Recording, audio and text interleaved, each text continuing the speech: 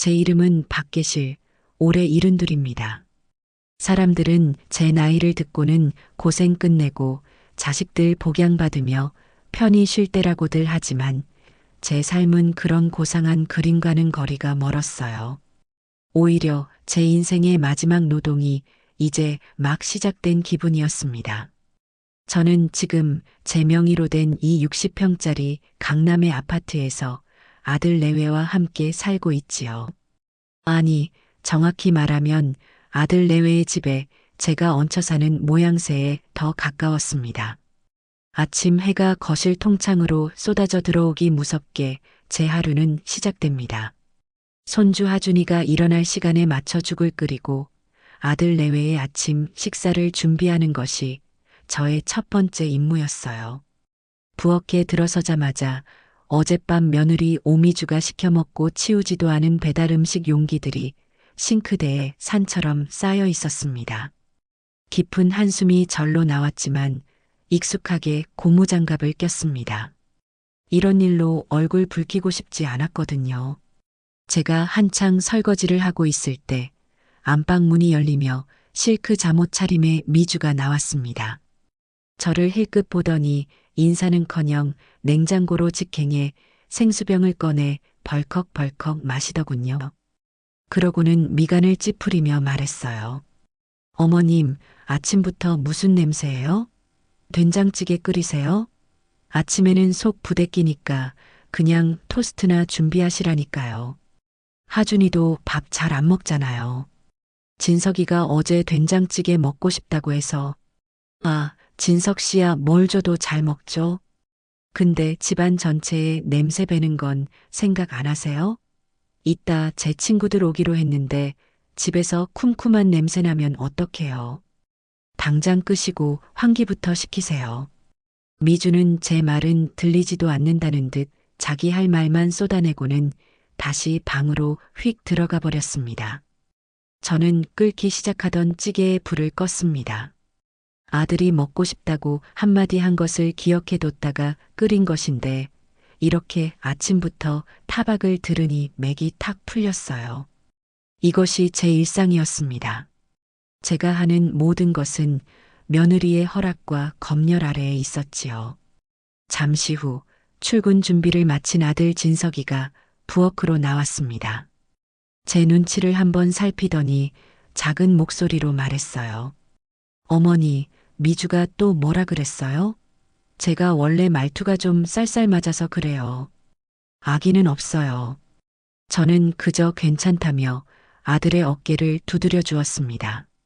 40이 넘은 아들은 여전히 제게는 아이 같았지만 자기 아내 앞에서는 한없이 작아지는 남자이기도 했지요. 진석이는 제 아들이기 전에 오미주의 남편이었습니다. 그 사실을 받아들이는데 꽤 오랜 시간이 걸렸답니다. 아들 내외가 출근하고 하준이를 유치원 버스에 태워보낸 뒤에야 집에는 잠시 평화가 찾아왔습니다. 저는 거실 소파에 앉아 잠시 숨을 돌렸어요. 벽에 걸린 커다란 웨딩 사진 속에서 제 아들과 며느리는 세상 행복한 표정으로 웃고 있었습니다. 저 사진을 찍을 때만 해도 미주가 저리 싹싹하고 애교 많은 아이인 줄로만 알았지요. 결혼만 하면 평생 효도하겠다는 말을 철석같이 믿었습니다. 하지만 그 모든 것이 제 아들의 배경, 정확히는 제 배경을 보고 한 연기였다는 걸 깨닫기까지는 그리 오랜 시간이 걸리지 않았어요. 오후가 되자 저는 다시 분주해졌습니다. 미주의 친구들이 온다고 했으니 군소리 듣지 않으려면 완벽하게 준비해야 했어요. 집안 구석구석을 쓸고 닦고 최고급 과일만 골라 예쁘게 깎아 냉장고에 넣어두었습니다. 혹시나 하는 마음에 잡채와 갈비찜도 조금 재워뒀지요. 이윽고 현관문 비밀번호 누르는 소리와 함께 하이힐 소리가 요란하게 울려 퍼졌습니다. 미주의 친구들이었어요. 미주야, 집 진짜 좋다. 이게 다 자가라고? 완전 성공했네. 성공은 무슨. 우리 남편이 능력이 좋아서 개업한 병원이 잘 된 거지. 나는 그냥 옆에서 내조만 조금한 거고. 거실에서 들려오는 미주의 목소리에는 숨길 수 없는 과시욕이 가득했습니다. 저는 조용히 제 방에 들어가 있으려 했어요. 하지만 미주가 저를 불렀습니다. 어머님, 어머님, 어디 계세요? 과일 좀 내오세요. 꼭 하녀를 부르는 듯한 말투였어요. 저는 아무렇지 않은 척 쟁반에 정성껏 준비한 과일을 들고 거실로 나갔습니다. 명품으로 휘감은 미주의 친구들은 저를 위아래로 훑어보더니 자기들끼리 눈빛을 교환하더군요. 제 몸에 걸친 낡은 시장표 몸빼바지가 부끄러워진 것은 그때가 처음이었습니다. 과일 쟁반을 테이블에 내려놓자 미주가 질색하는 표정으로 말했습니다. 어머님은 이런 거 말고 방에 좀 들어가 계세요. 저희끼리 할 얘기가 있어서요. 괜히 계시면 저희가 불편하잖아요. 그 말에 친구 중 한 명이 거들었습니다. 맞아, 미주야. 요즘 누가 시어머니랑 같이 사니? 아무리 집이 넓어도 불편하지 않아? 그 순간 제 얼굴에서 핏기가 가시는 것을 느꼈습니다. 불편하다? 너희가. 이 집은 내 집인데 내 집에서 내가 불편한 존재가 되어버린 것이지요. 저는 아무 대답도 하지 못하고 몸을 돌려 제 방으로 향했습니다. 등 뒤로 미주의 목소리가 들려왔어요. 말도 마. 불편한 정도가 아니지. 그래도 어떻게 갈 데 없는 노인네를. 우리 진석 씨가 착해 빠져서 모시고 살자는데. 저는 방문을 닫으려다 말고 손잡이를 잡은 채 그대로 멈춰 섰습니다. 문이 완전히 닫히지 않은 탓에 그들의 대화는 계속해서 제 귀를 파고들었습니다. 그래도 병원이라도 잘 되니까 다행이다. 김 원장, 요즘 돈 엄청 번다며? 이 집도 병원 돈으로 산 거지? 당연하지. 우리 진석 씨 능력이잖아. 사실 시어머니는 돈 한 푼 보태준 거 없어. 그냥 몸만 들어와서 밥 얻어먹고 사는 거지. 근데 자기가 이 집 주인인 줄 안다니까? 사사건건 얼마나 잔소리가 심한지 몰라. 저는 기가 막혀 숨을 쉴 수가 없었습니다. 이 집은 남편과 제가 평생을 모아 장만한 집이고 아들의 병원 개업 자금은 남편이 남긴 유산 전부를 털어 제가 대준 것이었습니다. 그 사실을 아는 것은 저와 진석이 둘뿐이었어요. 아들의 자존심을 세워주기 위해 미주에게는 진석의 능력으로 이룬 것이라 말하라고 입단속까지 시켰던 저였습니다. 그런데 이제 와서 그 모든 공을 가로채고 저를 식충이 취급하는 며느리의 목소리를 듣고 있자니 피가 거꾸로 솟는 기분이었습니다.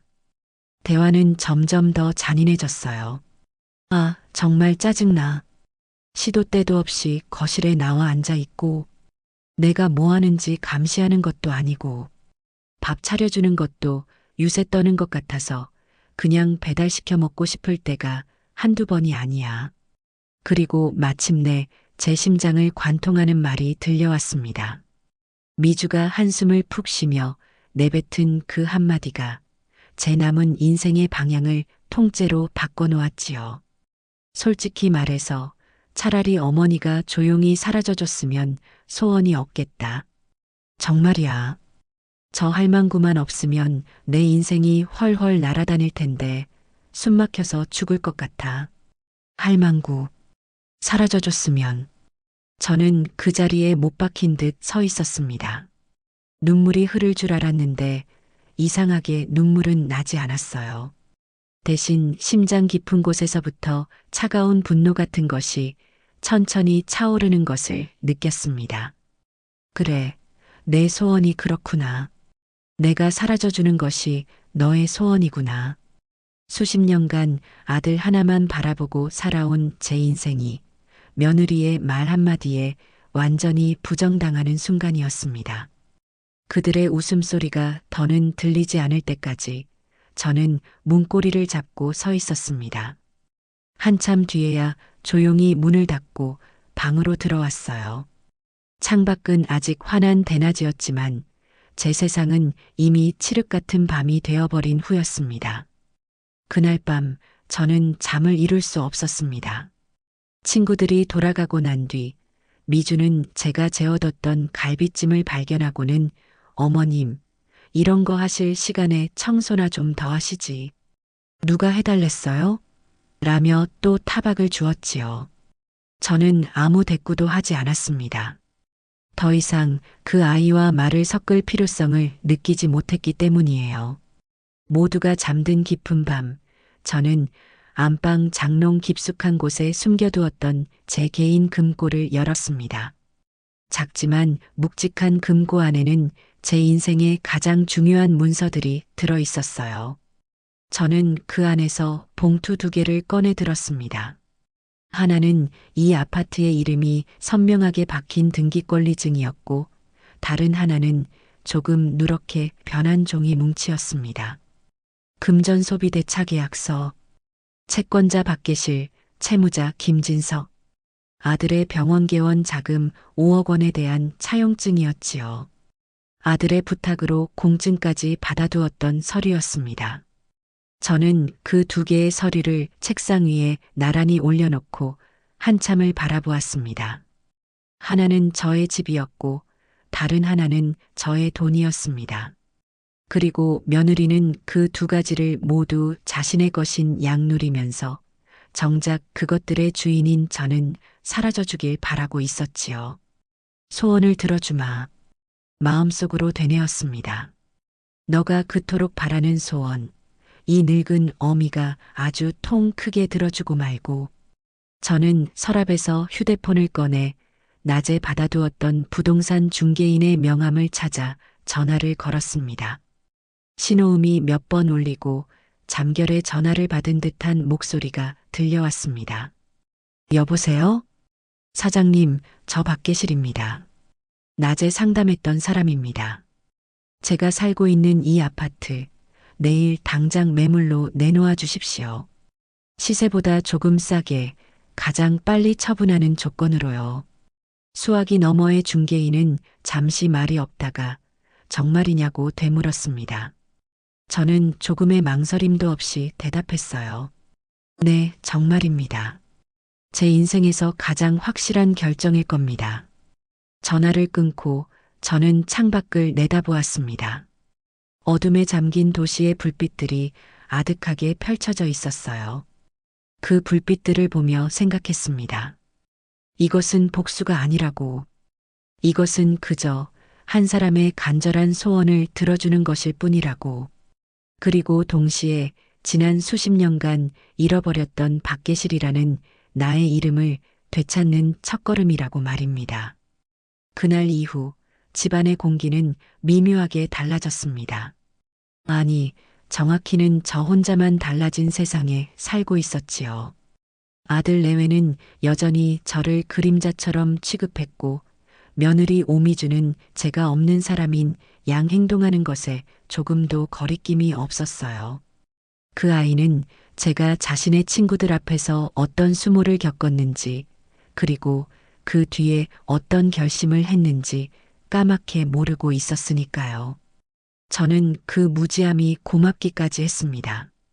덕분에 제 계획을 실행하는데 아무런 방해를 받지 않을 수 있었답니다.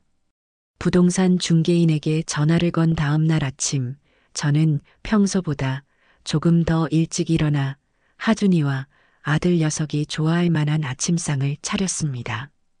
마지막으로 차려주는 밥상이 될지도 모른다는 생각에서였을까요? 어제와는 달리 며느리는 아무 타박도 하지 않더군요. 아마 곧 들이닥칠 친구들과의 약속 생각에 정신이 팔려 있었겠지요. 아들 내외가 출근하고 1시간쯤 지났을까 약속대로 부동산 김 사장이 찾아왔습니다. 저는 그를 거실이 아닌 제 방으로 조용히 안내했어요. 김 사장은 제 방을 한번 쓱 훑어보더니 조심스럽게 물었습니다. 사모님, 정말로 파시려는 겁니까? 이렇게 좋은 집을. 자제분들과 무슨 일이 있으신 건 아니고요? 오랫동안 알고 지낸 사이라 그런지 제 안색에서 무언가를 읽어낸 모양이었어요. 저는 그저 옅게 웃으며 대답했습니다. 김 사장님, 살다 보면 정든 것들과도 이별해야 할 때가 오는 법이지요. 그게 물건이든 사람이든 혹은 마음이든 말입니다. 저는 그냥 그럴 때가 되었다고 생각할 뿐이에요. 그러니 다른 건 묻지 마시고 가장 빠르고 확실하게 처리할 방법만 알려주세요. 제 단호한 말투에 김 사장은 더 이상 묻지 않았습니다. 그는 서류 가방에서 주택 매매에 필요한 서류 목록과 위임장 등을 꺼내놓고는 하나하나 꼼꼼하게 설명해 주었어요. 저는 그의 말을 들으며 고개를 끄덕였습니다. 수십 년 전 남편과 함께 이 집을 계약하던 날이 어렴풋이 떠올랐습니다. 그때는 설렘과 희망으로 가득 차 있었는데 지금은 차가운 결의와 약간의 해방감만이 제 마음을 채우고 있었지요. 모든 설명을 마친 김 사장이 마지막으로 물었습니다. 매매 가격은 어떻게 생각하고 계십니까? 요즘 시세보다 5천만 원 낮게 내놓으세요. 대신 조건이 있습니다. 현금으로 일시불 지급이 가능하고 한 달 안에 모든 절차를 마무리할 수 있는 매수자를 찾아주십시오. 제 조건에 김 사장의 눈이 동그래졌습니다. 금매 중에서도 이런 금매는 흔치 않았기 때문이지요. 그는 잠시 망설이다가 제 뜻이 확고함을 확인하고는 알겠다며 고개를 끄덕였습니다. 그렇게 제 평생의 보금자리는 시장에 매물로 나가게 되었습니다. 집을 보러 올 사람이 있을 테니 약속을 잡아 연락을 주겠다는 말을 남기고 김 사장은 돌아갔어요. 저는 그가 나간 뒤에도 한참 동안이나 제 방에 앉아 있었습니다. 이상하게도 슬프거나 아쉬운 마음은 들지 않았어요. 오히려 오랫동안 저를 짓누르던 무거운 갑옷을 한꺼풀 벗어낸 듯 몸이 가벼워지는 기분이었습니다. 이틀 뒤 김 사장에게서 연락이 왔습니다. 제 조건을 모두 수용하겠다는 매수자가 나타났다는 것이었어요. 마침 현금 보유량이 많은 사업가인데 아들 내외에게 증여할 집을 찾고 있었다고 했습니다. 모든 것이 제가 바란 대로 일사천리로 진행되고 있었지요. 저는 약속을 잡고 아들 내외가 퇴근하기 전인 오후 시간에 집을 보여주기로 했습니다. 집을 보러 온 사람들은 인상이 참 좋은 중년 부부였어요. 그들은 집 안 구석구석을 둘러보며 연신 감탄했습니다. 특히 남양이라 햇살이 가득 들어오는 거실과 잘 가꿔진 작은 베란다, 정원을 마음에 들어 하더군요. 어르신, 혼자 사시기에는 집이 좀 크지요? 관리가 힘드셨겠어요. 부인의 말에 저는 그저 웃어 보였습니다. 혼자 사는 것이 아니라 아들 내외와 함께 산다는 말은 굳이 하지 않았어요. 그들은 제가 당연히 이 집의 유일한 주인이라고 생각하는 듯 했습니다. 그들의 그 당연한 시선이 지난 몇 년간 며느리에게 받아온 부당한 취급을 씻어내주는 것만 같아 묘한 위안이 되었습니다. 1시간가량 집을 둘러본 부부는 그 자리에서 바로 계약하고 싶다는 의사를 밝혔어요. 김 사장은 제게 눈짓을 보냈고 저는 망설임 없이 고개를 끄덕였습니다. 그날 저녁 제 통장에는 계약금으로 1억 원이 넘는 돈이 찍혔습니다. 제 인생에서 그렇게 큰 돈을 제 의지대로 쥐어본 것은 처음이었어요. 항상 남편의 아내, 진석이의 어머니로 살아왔지 박계실이라는 이름의 주체적인 인간으로 살아본 기억이 없었으니까요. 저는 그 돈이 찍힌 스마트폰 화면을 보고 또 보았습니다. 이것은 단순한 돈이 아니었어요. 이것은 제게 새로운 삶을 허락할 자유의 입장권이었습니다. 문제의 그날은 계약금을 받은 지 2주가 지나고 잔금까지 모두 치러져 소유권 이전 등기를 접수하고 온 날이었습니다. 이제 이 집은 법적으로도 실질적으로도 더 이상 제 것이 아니었지요. 저는 저녁 식사가 끝나기를 기다렸습니다.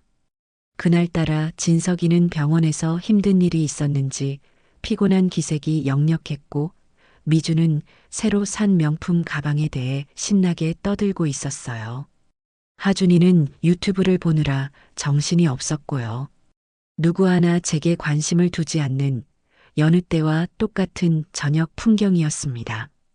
모두가 식사를 마치고 과일을 먹기 시작했을 때 저는 조용히 입을 열었습니다. 다들 잠시만 나 좀 보거라. 제 목소리에 미주가 인상을 찌푸리며 스마트폰에서 눈을 뗐습니다. 왜요, 어머님? 또 무슨 잔소리 하시려고요? 잔소리가 아니다. 중요한 통보를 할 게 있어서 그런다. 저는 가방에서 통장 하나를 꺼내 식탁 위에 올렸습니다. 제 명의로 된 주택 청약 통장이었지요. 어차피 해지할 통장이었지만 그들의 시선을 끌기에는 충분했습니다. 아니나 다를까 미주의 눈이 통장으로 향했어요. 제가 오늘 이 집을 팔았다. 제 말에 식탁 주변의 공기가 순간 얼어붙었습니다. 진석이는 손에 들고 있던 포크를 접시에 떨어뜨렸고 하준이마저 놀라 저를 쳐다보았어요. 가장 먼저 정적을 깬 것은 역시나 미주였습니다. 그 아이는 잠시 제 말을 이해하지 못했다는 듯 눈을 깜빡이더니 이내 믿을 수 없다는 듯 날카롭게 소리쳤습니다. 네, 지금 뭐라고 하셨어요? 뭘 팔아요? 어머님, 지금 제정신이세요? 정신은 아주 또렷하단다. 오늘 잔금까지 다 받고 등기 이전까지 마치고 오는 길이다. 그러니 이제 이 집은 우리 집이 아니야. 한 달 뒤에는 새 주인이 들어올 테니 그 전에 이사 나갈 준비를 해야 할 게다. 미쳤어, 진짜. 어머님이 무슨 권리로 이 집을 팔아요. 여긴 우리 집이에요, 우리 집. 진석 씨, 당신은 뭐해? 엄마가 집을 팔았다는데 가만히 있어?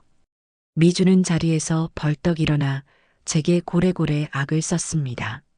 진석이는 충격에서 헤어나오지 못한 채 저와 미주를 번갈아 보며 어쩔 줄 몰라 했어요. 어머니, 정말이에요?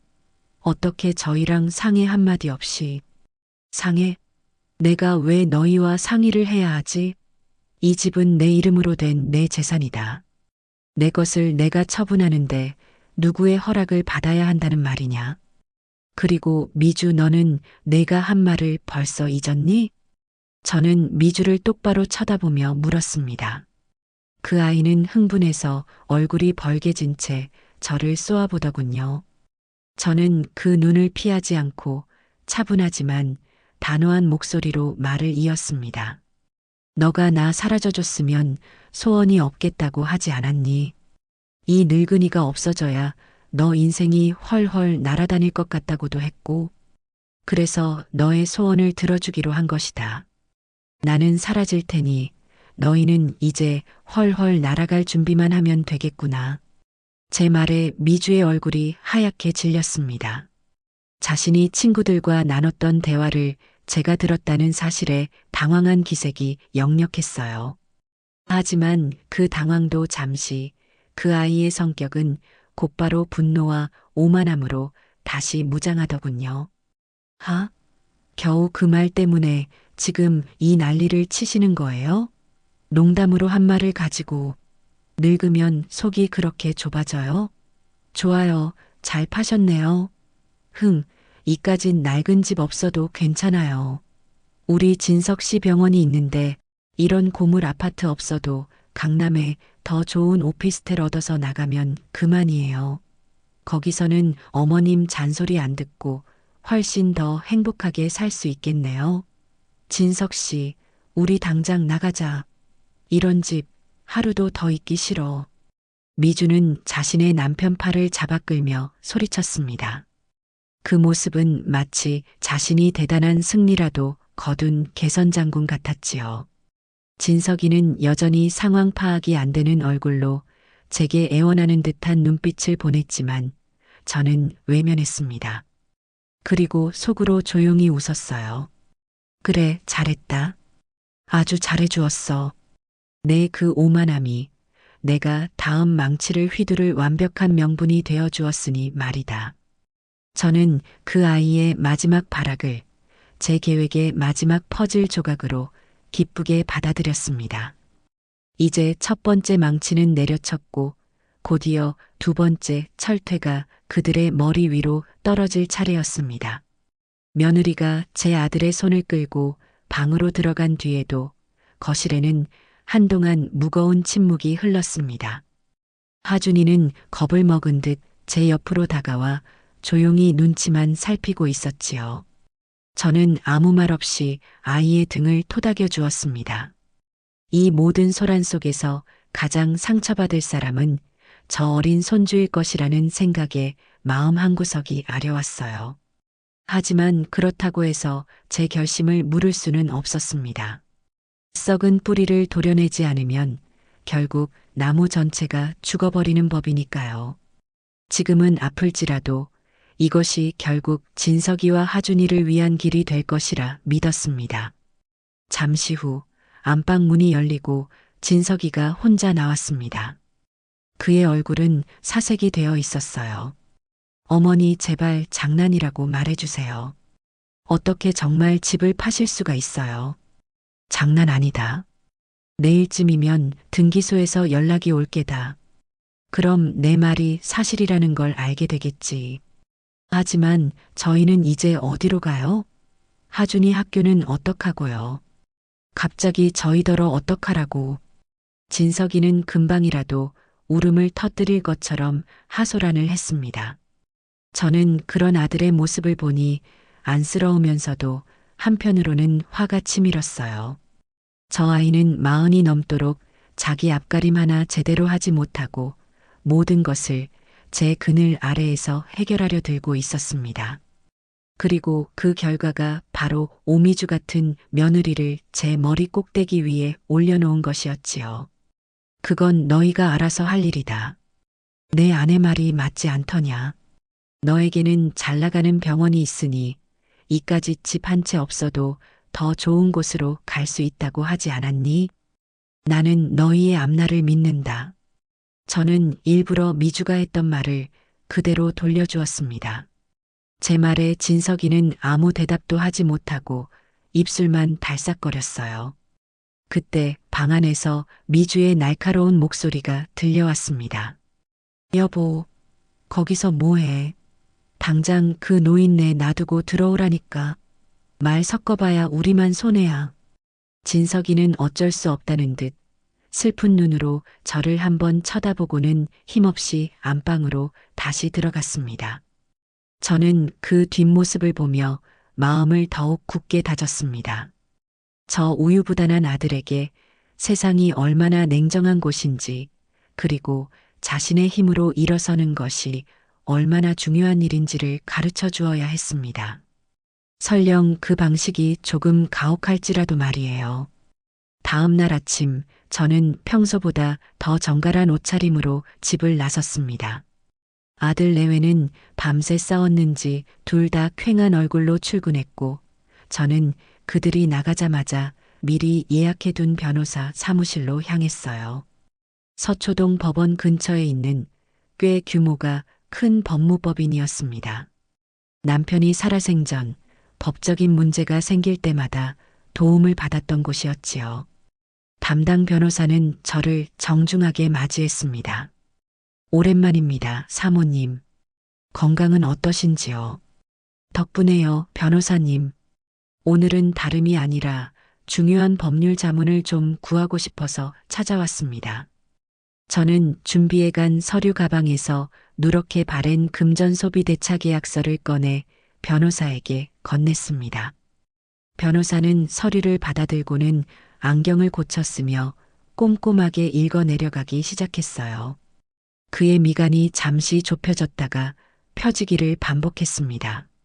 서류를 다 읽은 그는 잠시 생각에 잠기더니 제게 물었어요. 이 계약서 채무자인 아드님께서 직접 서명하시고 공증까지 받으신 것이 확실합니까? 그렇습니다. 개업 당시 혹시 모를 상황에 대비해 아들과 합의 하에 작성하고 공증까지 마쳐두었습니다. 아들도 이 계약서의 존재를 명확히 알고 있고요.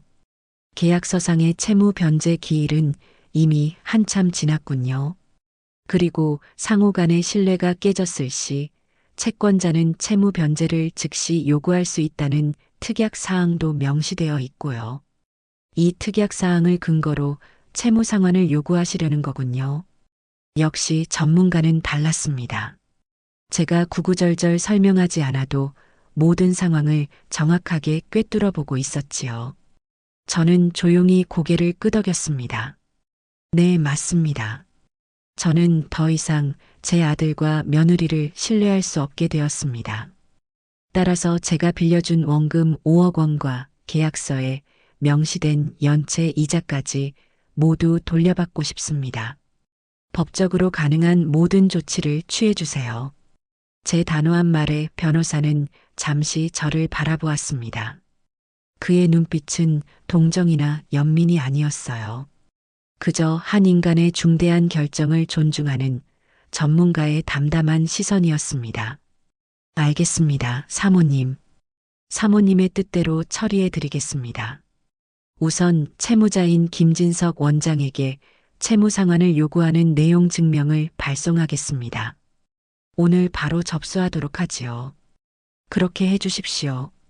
그리고 만약 기한 내에 상환하지 않을 시에는 병원 자산에 대한 가압류 절차도 함께 진행해 주셨으면 합니다. 네, 모든 가능성을 염두에 두고 준비하겠습니다. 모든 상담을 마치고 변호사 사무실을 나오자 뜨거운 여름 햇살이 제 어깨 위로 쏟아졌습니다. 이상하게도 기분은 후련했어요. 수십 년간 묵혀두었던 체증이 한꺼번에 내려가는 기분이었습니다.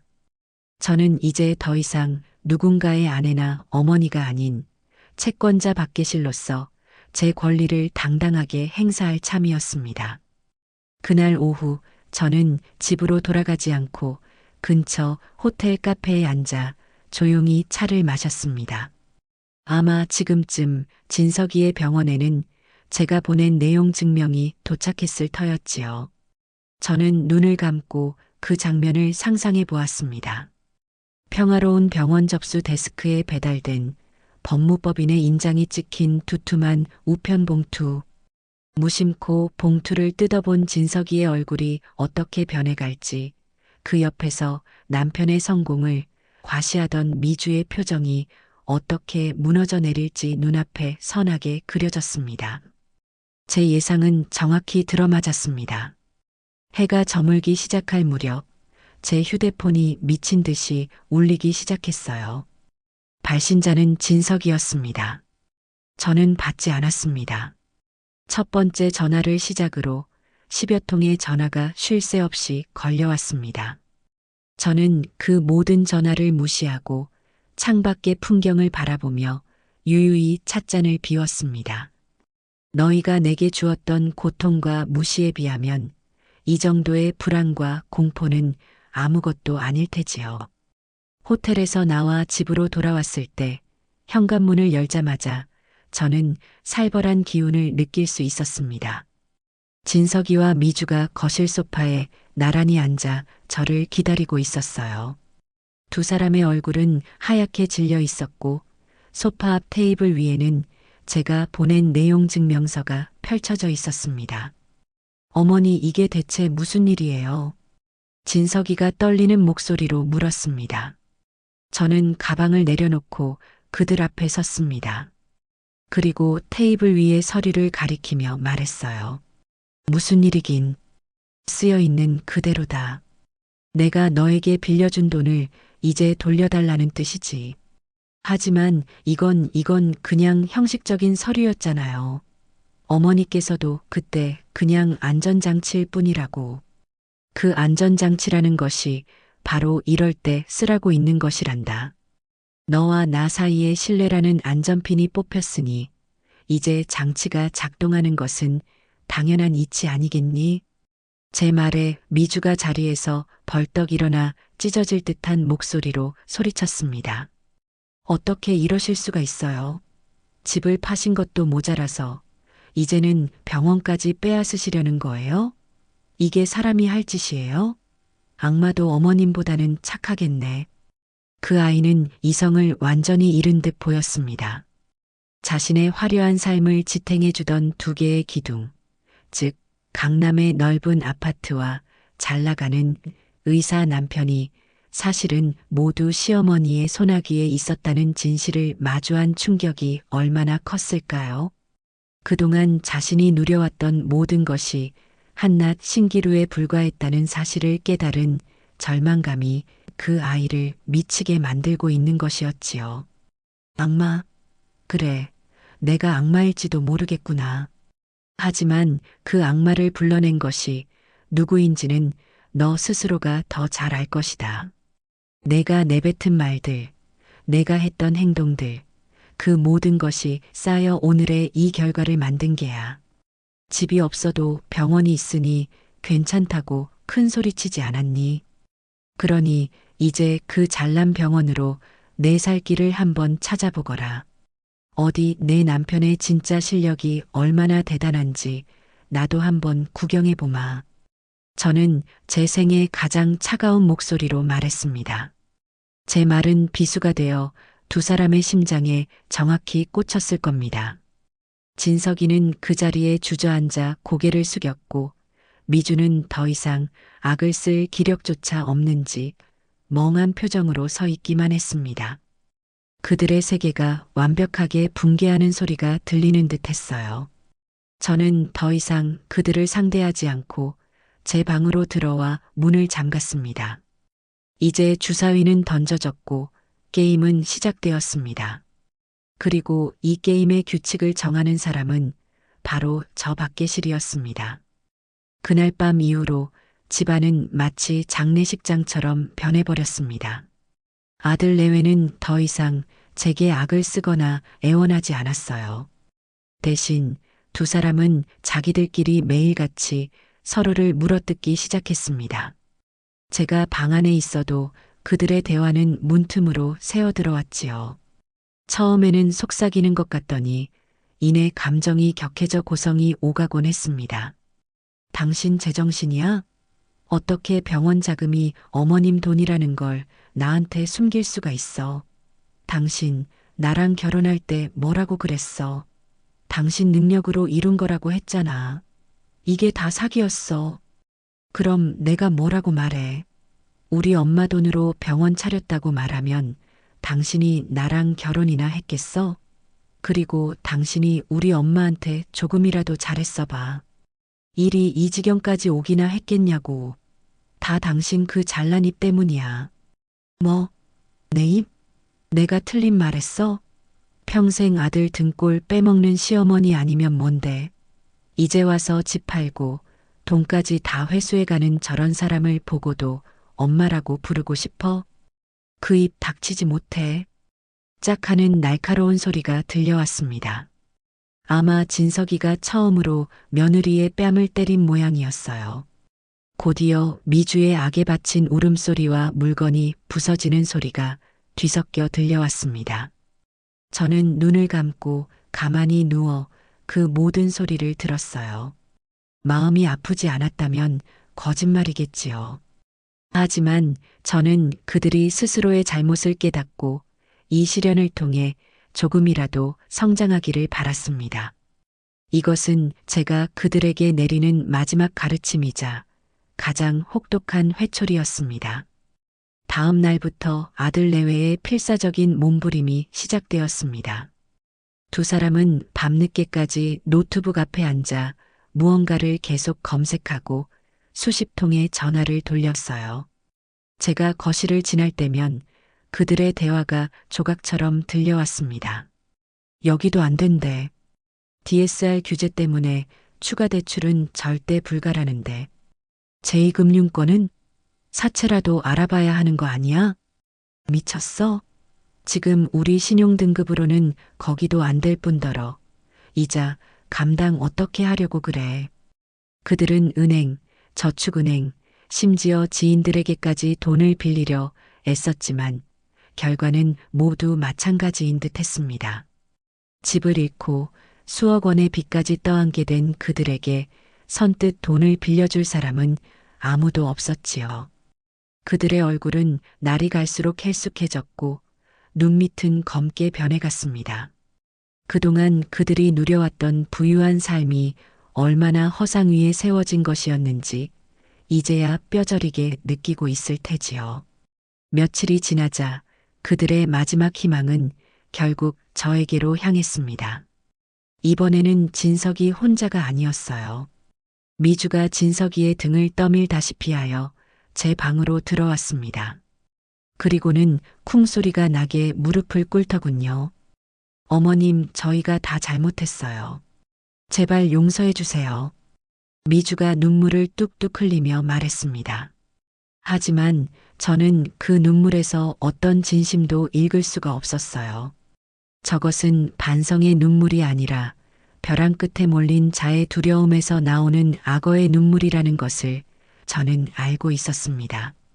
제가 입이 방정이라 어머님 마음에 큰 상처를 드렸어요. 제가 정말 죽을 죄를 지었습니다. 다시는 안 그럴게요. 평생 어머님 발 씻겨드리며 종처럼 살게요. 그러니 제발 집 하신 거랑 그 돈 병원만은 살려주세요. 네, 어머님. 그 아이는 제 바짓가랑이라도 붙잡을 기세였어요. 저는 그 모습을 차갑게 내려다보며 말했습니다. 일어나거라. 내 눈물과 사과를 받아줄 생각 없으니. 어머님, 내가 너에게 진정으로 바랐던 것이 무엇이었는지 아니? 나는 너에게 돈이나 호강을 바란 적이 없다. 그저 내 아들의 아내로서, 내 손주의 어미로서, 그리고 한 집에 사는 가족으로서 최소한의 존중과 예의를 바랐을 뿐이야. 하지만 너는 그 모든 것을 짓밟았지. 이제 와서 종처럼 살겠다니 가소롭구나. 나는 더 이상 너를 내 며느리로 생각하지 않는다. 제 단호한 말에 미주의 얼굴에서 눈물이 멎고 그 자리에는 다시 도끼가 서리기 시작했습니다. 어떻게 사람이 이렇게 독할 수가 있어요? 그래도 저희가 10년을 같이 산 가족인데 어떻게 이렇게 하루아침에 내칠 수가 있냐고요. 가족? 너는 나를 가족이라고 생각한 적이 단 한 번도 없지 않으냐. 나는 그저 너의 화려한 삶을 꾸며주는 배경이자 너의 허영심을 채워주는 도구에 불과했지. 그러니 이제 와서 가족이라는 말을 입에 담지 말거라. 역겨우니 저는 자리에서 일어나 옷장으로 향했습니다. 그리고 미리 싸두었던 작은 여행 가방을 꺼내 들었어요. 제 방에 있던 대부분의 짐은 이미 며칠에 걸쳐 버리거나 미리 계약해둔 오피스텔로 옮겨놓은 상태였습니다. 이제 이 집에서 제가 가져갈 것은 이 가방 하나뿐이었지요. 어머니 어디 가시게요? 진석이가 불안한 목소리로 물었습니다. 나는 오늘부로 이 집을 나간다. 너희에게는 약속대로 한 달의 시간을 주마. 그 안에 짐을 정리해서 나가거라.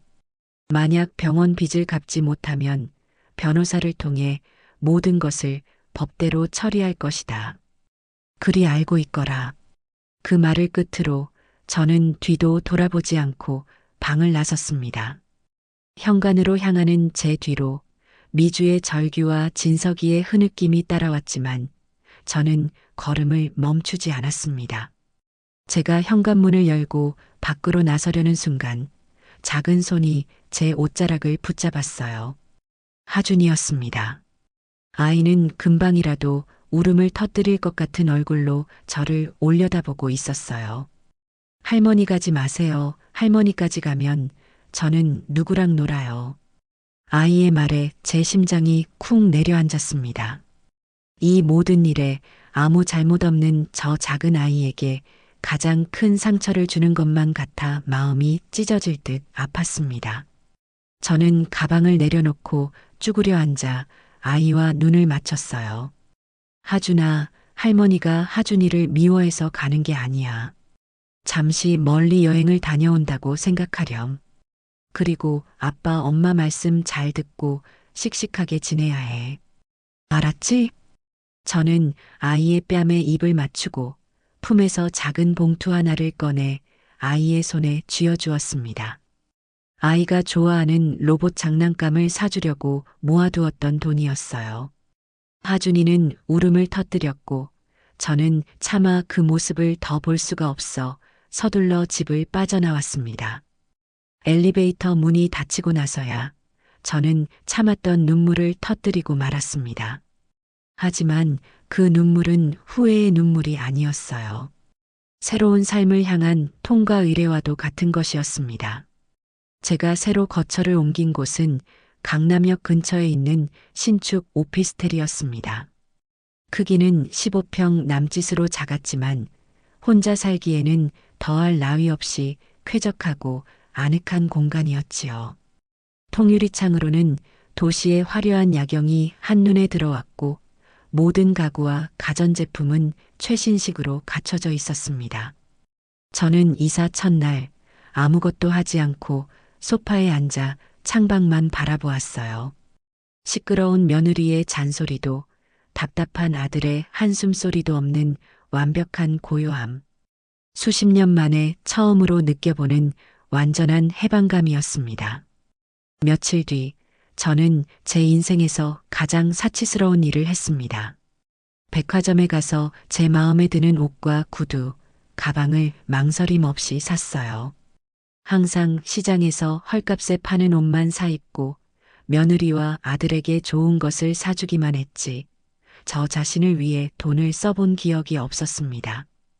예쁜 옷을 입고 좋은 구두를 신고 거울 앞에 선 제 모습이 낯설면서도 기분이 좋았습니다. 그리고 저는 평생 해보고 싶었던 것들을 하나씩 시작했어요. 구청에서 운영하는 시니어 모델 교실에 등록했고 동네 문화센터에 수채화 강좌도 신청했습니다.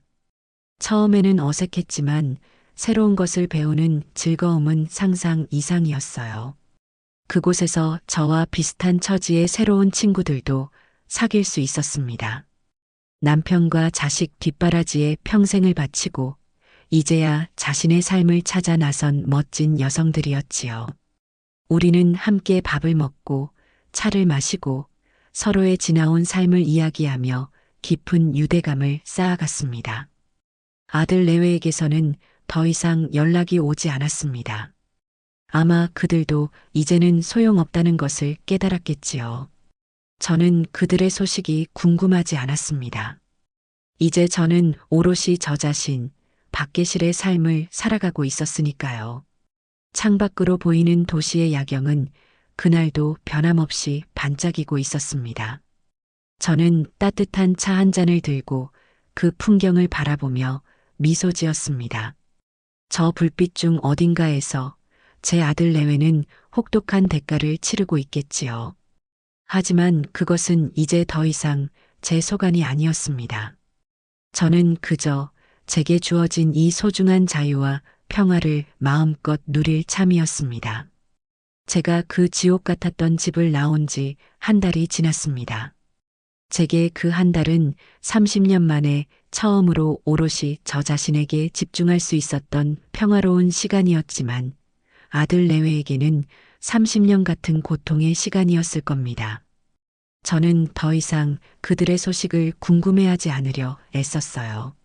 하지만 세상 일이라는 것이 외면하려 해도 기어이 틈을 비집고 들어오더군요.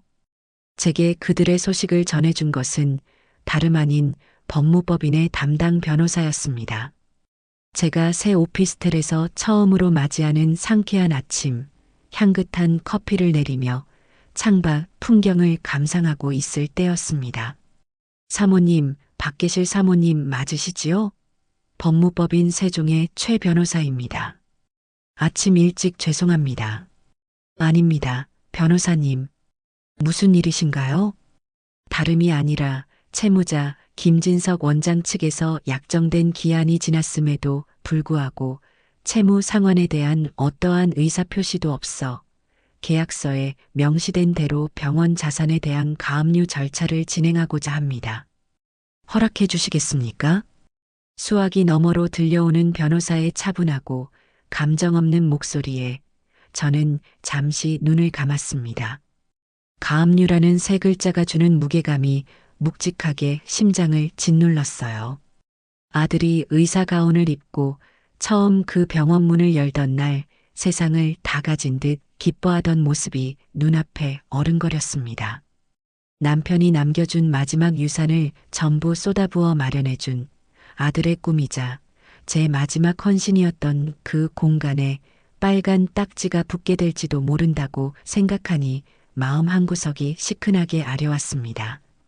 하지만 그 감정은 아주 짧은 순간에 불과했어요. 이내 저는 마음을 다잡았습니다. 이것은 제가 시작한 일이고 제가 마무리해야 할 일이었습니다.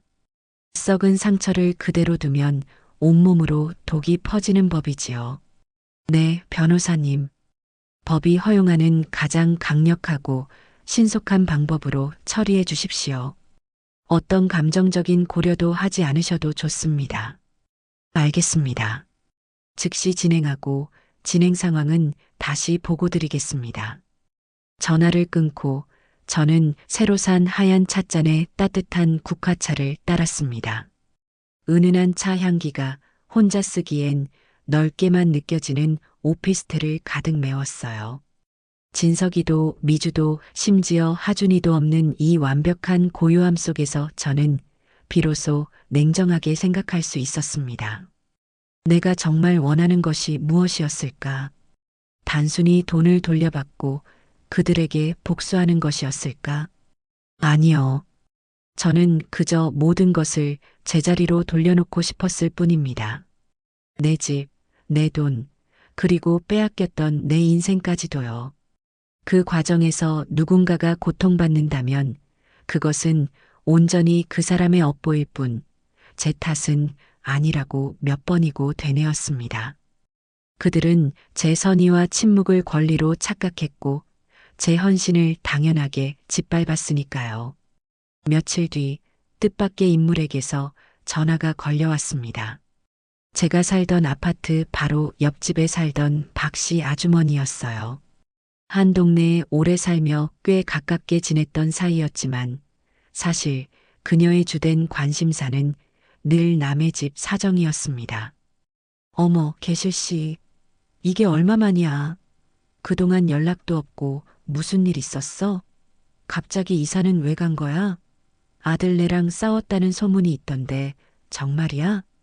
박씨 아주머니의 목소리에는 걱정보다는 숨길 수 없는 호기심이 더 많이 묻어났습니다. 저는 그녀가 원하는 대답을 해줄 생각이 없었어요. 그저 좋은 곳에 가게 되어 이사했다고, 별일 없다고 평온하게 대답했습니다. 그러자 그녀는 기다렸다는 듯이 마치 자기가 직접 목격한 특종을 전하는 기자처럼 아들 내외의 소식을 전하기 시작했어요. 그나저나 아들네, 어제 이사 나갔잖아. 계실 씨가 나가고 나서 한 달 동안 그 집에서 거의 나오지도 않고 밤마다 싸우는 소리가 우리 집까지 다 들리더니만. 근데 이사 나가는 꼴이 영말이 아니던데 아주 가관이었어. 원래 살던 으리으리한 가구랑 가전제품은 다 어디다 팔아먹었는지 이삿짐이라고 나온 게 거의 없더라고. 나머지는 전부 돈 받고 버리는 것 같았어. 그리고 이삿짐 센터 차도 무슨 1톤짜리 용달차만 한 작은 게 한 대 오고. 나 참 그 좋은 집에 살던 사람들이 맞나 싶었다니까. 저는 아무 말 없이 듣고만 있었습니다. 눈앞에 그 광경이 3D 영화처럼 생생하게 그려지는 듯 했어요. 항상 최고급 수입 가구와 최신 가전제품으로 집을 채워놓고 친구들에게 과시하기를 좋아했던 미주. 남의 시선을 병적으로 의식하던 그 아이가 동네 사람들이 모두 창문으로 내다보는 앞에서 낡은 빌라로 향하는 작은 용달차에 초라한 짐을 싣는 모습. 그 아이에게는 죽기보다 더한 수치였을 겁니다. 더 웃긴 건 뭔지 알아? 두 사람이 이삿짐 나르는 사람들한테 소리 지르고 돈 몇 푼 가지고 실랑이를 벌이고 그러다 자기들끼리 길바닥에서 머리채만 앉아봤지 쌍욕을 하면서 싸우는 거야. 아주 난리도 아니었어. 동네 사람들이 다 쳐다보면서 혀를 찼다니까. 저 집 무슨 일 났냐고 수군거리고. 박씨 아주머니의 신이 난 목소리가 제 귀를 찔렀습니다. 그래서 내가 하도 궁금해서 이삿짐 센터 아저씨한테 슬쩍 다가가서 물어봤잖아. 어디 좋은 데로 이사 가시나 봐요 하고. 그랬더니 그 아저씨가 어이없다는 듯이 웃으면서 뭐라더라. 저기 언덕 꼭대기에 있는 그 외 햇빛도 잘 안 드는 오래된 빌라촌 있잖아. 거기로 간다더라고. 세상에 이 좋은 아파트 살다가 어떻게 하루아침에 그런 데로 간대? 병원도 잘 안 되는 거야? 사업이 망했나 봐. 그치? 저는 그랬군요. 저는 몰랐네요 하는 무미건조한 대답만 반복했습니다. 그녀는 제 반응이 시들하자 마지막으로 한마디를 덧붙이고는 전화를 끊었어요. 쯧쯧 잘 나갈 때 잘해야지. 사람이 너무 오만하면 저렇게 한순간에 훅 가는 거야. 그 말이 꼭 저 들으라고 하는 소리 같아 헛웃음이 나왔습니다. 수화기를 내려놓고 저는 깊은 한숨을 내쉬었습니다. 추락하는 것들이라는 제목의 영화가 있었지요. 지금 제 아들 내외의 모습이 꼭 그와 같았습니다. 화려한 정상에 서 있는 줄 알았지만 그들이 딛고 있던 발밑은 사실 단단한 땅이 아니라 저라는 사람이 받쳐주고 있던 허공이었고 제가 그 손을 놓아버리자 걷잡을 수 없이 나락으로 떨어지고 있는 것이지요. 그들의 추락은 거기서 그치지 않았습니다. 병원의 위기는 생각보다 훨씬 심각한 듯 했어요. 변호사를 통해 전해 듣는 소식은 하루가 다르게 나빠지고 있었습니다. 김진석 원장 병원이 곧 경매에 넘어간다더라. 의사 면허만 빼고 다 빚쟁이들에게 넘어갔다더라 하는 흉흉한 소문들이 파다하게 퍼져나갔습니다. 당연히 환자들의 발길은 완전히 끊겼고 병원은 개점유업 상태나 마찬가지가 되었습니다.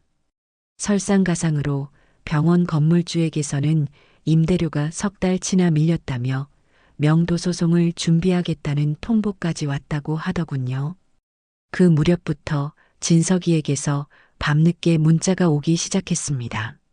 제가 전화를 차단했으니 유일한 소통 창구는 문자 메시지뿐이었을 겁니다. 처음에는 분노와 원망이 가득한 내용이었어요.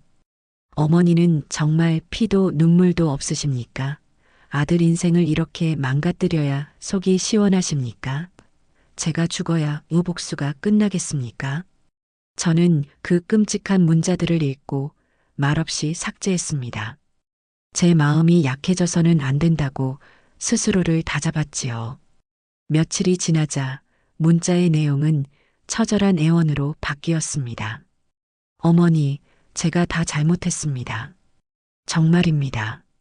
제발 한 번만 더 기회를 주십시오. 하준이를 봐서라도 제발 멈춰주세요. 우리 하준이는 무슨 죄입니까? 저는 그 문자들을 읽으며 생각했습니다. 그래, 하준이는 죄가 없지. 하지만 그 죄 없는 아이를 이 지경까지 오게 만든 것은 바로 너희 두 사람이란다. 가장 큰 변화는 역시 아들 내외의 관계에서 나타나고 있었습니다. 경제적인 완전한 몰락은 그들의 허영과 위선으로 얇게 포장되어 있던 관계를 뿌리부터 뒤흔들었습니다.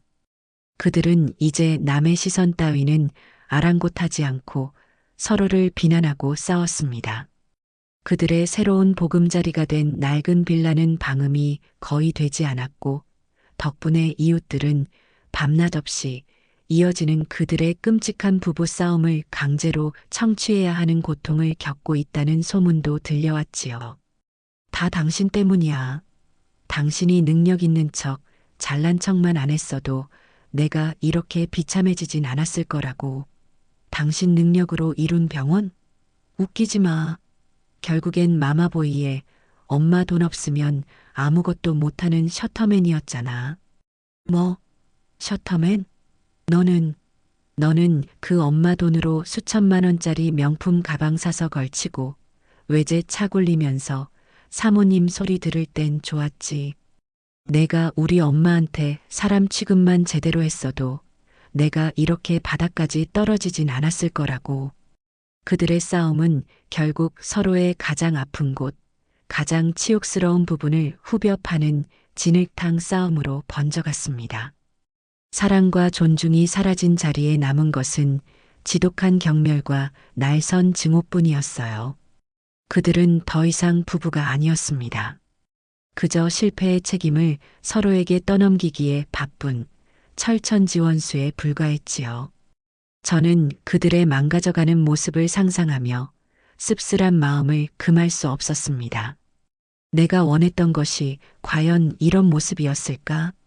하지만 이내 고개를 저었습니다. 이것은 제가 만든 결과가 아니라고. 이것은 그들이 스스로 선택한 길의 끝에 놓여 있던 어쩌면 너무나 당연하고 정해진 결말일 뿐이라고. 저는 그들의 세계가 무너지는 소리를 애써 외면하며 제 세상의 문을 더욱 단단히 걸어 잠갔습니다. 제게는 이제 저만의 소중한 평화와 행복을 지켜야 할 의무가 있었으니까요. 그 어떤 동정심이나 죄책감에도 그것을 방해받고 싶지 않았습니다. 시간은 누구에게나 공평하게 흐른다고 하지만 그 시간의 밀도와 색깔은 사람마다 전혀 달랐습니다. 아들 내외의 시간이 잿빛 절망과 검은 증오 속에서 늪처럼 더디게 흘러갈 때 저의 시간은 난생 처음 느껴보는 자유와 희망 속에서 눈부신 속도로 흘러가고 있었어요. 저는 제 인생에서 가장 활기차고 충만한 그야말로 제2의 청춘과도 같은 나날들을 보내고 있었습니다. 아침에 일어나면 저는 가장 먼저 은은한 음악을 틀고 스트레칭으로 온몸의 근육을 깨웁니다. 시니어 모델 교실에서 배운 것인데 평생을 웅크리고 살아왔던 제 몸이 조금씩 펴지고 유연해지는 것을 느끼는 재미가 쏠쏠했어요. 그리고는 향 좋은 원두를 직접 갈아 정성껏 커피를 내리고 갓 구운 통밀빵과 신선한 과일, 어린잎 채소로 만든 샐러드로 여유로운 아침 식사를 합니다. 며느리의 타박 섞인 목소리도 아들의 눈치 보는 한숨 소리도 없는 식탁. 누구의 입맛도 맞출 필요 없이 오롯이 저 자신만을 위한 건강하고 맛있는 식사를 준비하는 시간은 그 자체로 행복한 치유의 의식이었습니다. 오전에는 주로 새로 등록한 문화센터나 모델 교실에 갑니다. 처음에는 쭈뼛거리며 구석에만 앉아 있었지만 이제는 제법 많은 친구들이 생겼어요. 평생 교직에 몸담았다가 정년 퇴임하고 새로운 도전을 시작한 친구, 남편과 사별한 뒤 홀로 세계 일주를 준비하는 친구 자식들을 모두 결혼시키고 이제야 어릴 적 꿈이었던 화가의 길을 걷기 시작한 친구 등 저마다의 멋진 사연을 가진 훌륭한 여성들이었지요. 우리는 함께 워킹을 배우고 풍경화를 그리고 가끔은 동네의 예쁜 카페에 모여 앉아 시간 가는 줄 모르고 수다를 떨며 소녀처럼 까르르 웃었습니다. 계실 씨는 정말 자세가 곱고 걸음걸이에 기품이 있어. 젊었을 때 모델했어도 성공했겠다. 어머, 무슨 말씀을요. 다 늙어서 주책이에요. 그냥 남은 인생이라도 허리 펴고 꼿꼿하게 살고 싶어서 배우는 거죠. 친구들의 진심 어린 칭찬에 손사래를 치면서도 입가에 번지는 미소는 어쩔 수가 없었습니다. 평생을 누군가의 아내, 누군가의 어머니로 불리며 그들의 그늘 아래에서 허리를 굽히고 고개를 숙이며 살아왔는데 이제라도 박계실이라는 내 이름을 가지고 당당하게 걷는 법을 배우는 것이 무척이나 즐겁고 가슴 벅찼어요. 우리는 수업이 끝나면 입소문난 맛집에 가서 새로운 음식을 맛보고 전망 좋은 카페에 가서 향기로운 차를 마셨습니다. 그곳에서는 자식들 걱정, 남편 걱정, 살림 걱정 따위는 존재하지 않았어요. 오직 우리 자신들의 이야기, 새로 시작한 취미와 서로의 꿈, 그리고 앞으로 함께 가고 싶은 여행지에 대한 설레는 이야기만이 테이블 위를 가득 채웠습니다. 어느 날 친구 중 가장 젊고 스마트 기기에 능숙한 영미 씨가 제게 SNS라는 것을 제대로 가르쳐 주었습니다. 젊은 아이들만 하는 것인 줄 알았는데 요즘은 저희 같은 나이대 사람들도 많이 한다면서요. 자신의 소소한 일상을 사진과 함께 기록하고 멀리 있는 친구나 가족과도 소식을 나눌 수 있는 좋은 공간이라고 하더군요. 저는 영미 씨의 도움을 받아 제 개인 계정을 만들고 프로필 사진도 그럴듯하게 꾸몄습니다. 그리고 며칠 뒤 모델 교실 친구들과 함께 가을 단풍이 절정이라는 내장산으로 당일치기 여행을 갔을 때 저는 난생 처음으로 제 SNS에 게시물이라는 것을 올려보았어요. 불타는 듯한 단풍나무를 배경으로 새로 산 화사한 버건디색 스카프를 두르고 세상 가장 행복한 표정으로 환하게 웃고 있는 제 사진이었습니다. 그리고 짧은 글을 덧붙였지요. 내 인생에서 가장 눈부시게 아름다운 가을. 시간은 거꾸로 흐른다. 저는 그 사진을 올리면서 카카오톡으로 연결된 아들 내외도 이 사진을 분명히 보게 될 것이라는 사실을 알고 있었습니다. 낡은 빌라의 어둡고 축축한 방구석에서 서로를 향한 증오심에 가득 찬 채 스마트폰을 들여다볼 그들이 이 화사한 사진을 보고 어떤 표정을 짓게 될지, 얼마나 속이 뒤틀리는 감정을 느끼게 될지 상상하는 것은 꽤나 고소하고 통쾌한 일이었습니다. 이것은 제가 그들에게 말없이 보내는 가장 강력한 메시지였어요. 너희가 나를 내쫓고 사라지게 만들려 했지만 보아라. 너희가 없는 지금 나는 이렇게나 눈부시게 행복하다. 그렇게 저의 세상이 하루하루 화려하고 따뜻한 색채로 가득 채워져 갈 무렵 어느 늦은 밤 제 적막한 평화를 깨는 전화벨이 울렸습니다. 모르는 번호로 걸려온 전화였어요. 저는 보통 모르는 번호는 받지 않았지만 그날은 왠지 모를 불길한 예감에 저도 모르게 통화 버튼을 누르고 말았습니다. 수화기 너머에서는 한동안 아무 소리도 들리지 않았습니다. 그저 주변의 시끄러운 소음과 거친 숨소리만이 전해져 올 뿐이었지요. 여보세요? 전화하셨으면 말씀을 하세요. 누구신데요? 제 재촉에 한참 만에야 갈라지고 쩍쩍 마른 목소리가 들려왔습니다. 저예요, 어머니. 진석이. 아들의 목소리였습니다. 술에 완전히 절어버린 듯 발음은 심하게 뭉개졌고 목소리는 형편없이 떨리고 있었어요. 아마 자신의 휴대폰은 제가 차단해 놓았으니 길거리의 공중전화나 다른 사람의 전화로 건 모양이었습니다. 무슨 일이냐? 이 시간에. 어머니 보고 싶어서요. 그냥 어머니 목소리가 너무 듣고 싶어서 전화했어요. 진석이는 어린아이처럼 끄끄거리며 울기 시작했습니다. 그 울음소리가 너무나 처량해서 저는 순간 가슴이 철렁 내려앉았어요. 하지만 아무 말도 하지 않았습니다. 그저 수화기를 귀에 댄 채 아들의 서러운 울음소리를 듣고만 있었습니다. 한참을 그렇게 울던 아들이 겨우 감정을 추스르고 두서없이 자신의 비참한 신세를 쏟아내기 시작했습니다. 어머니, 저 정말 너무 힘들어요. 병원은 이제 월세도 못 내서 쫓겨나게 생겼어요. 빚쟁이들은 매일같이 찾아와서 소리 지르고 미주는 매일 저를 잡아먹을 듯이 굴어요. 돈도 못 버는 무능한 새끼라고 저주를 퍼붓고 그 여자 얼굴 보는 게 지옥이에요. 집에서는 숨도 제대로 못 쉬겠어요. 매일 밤 이렇게 술이라도 마시지 않으면 잠을 잘 수가 없어요. 어머니.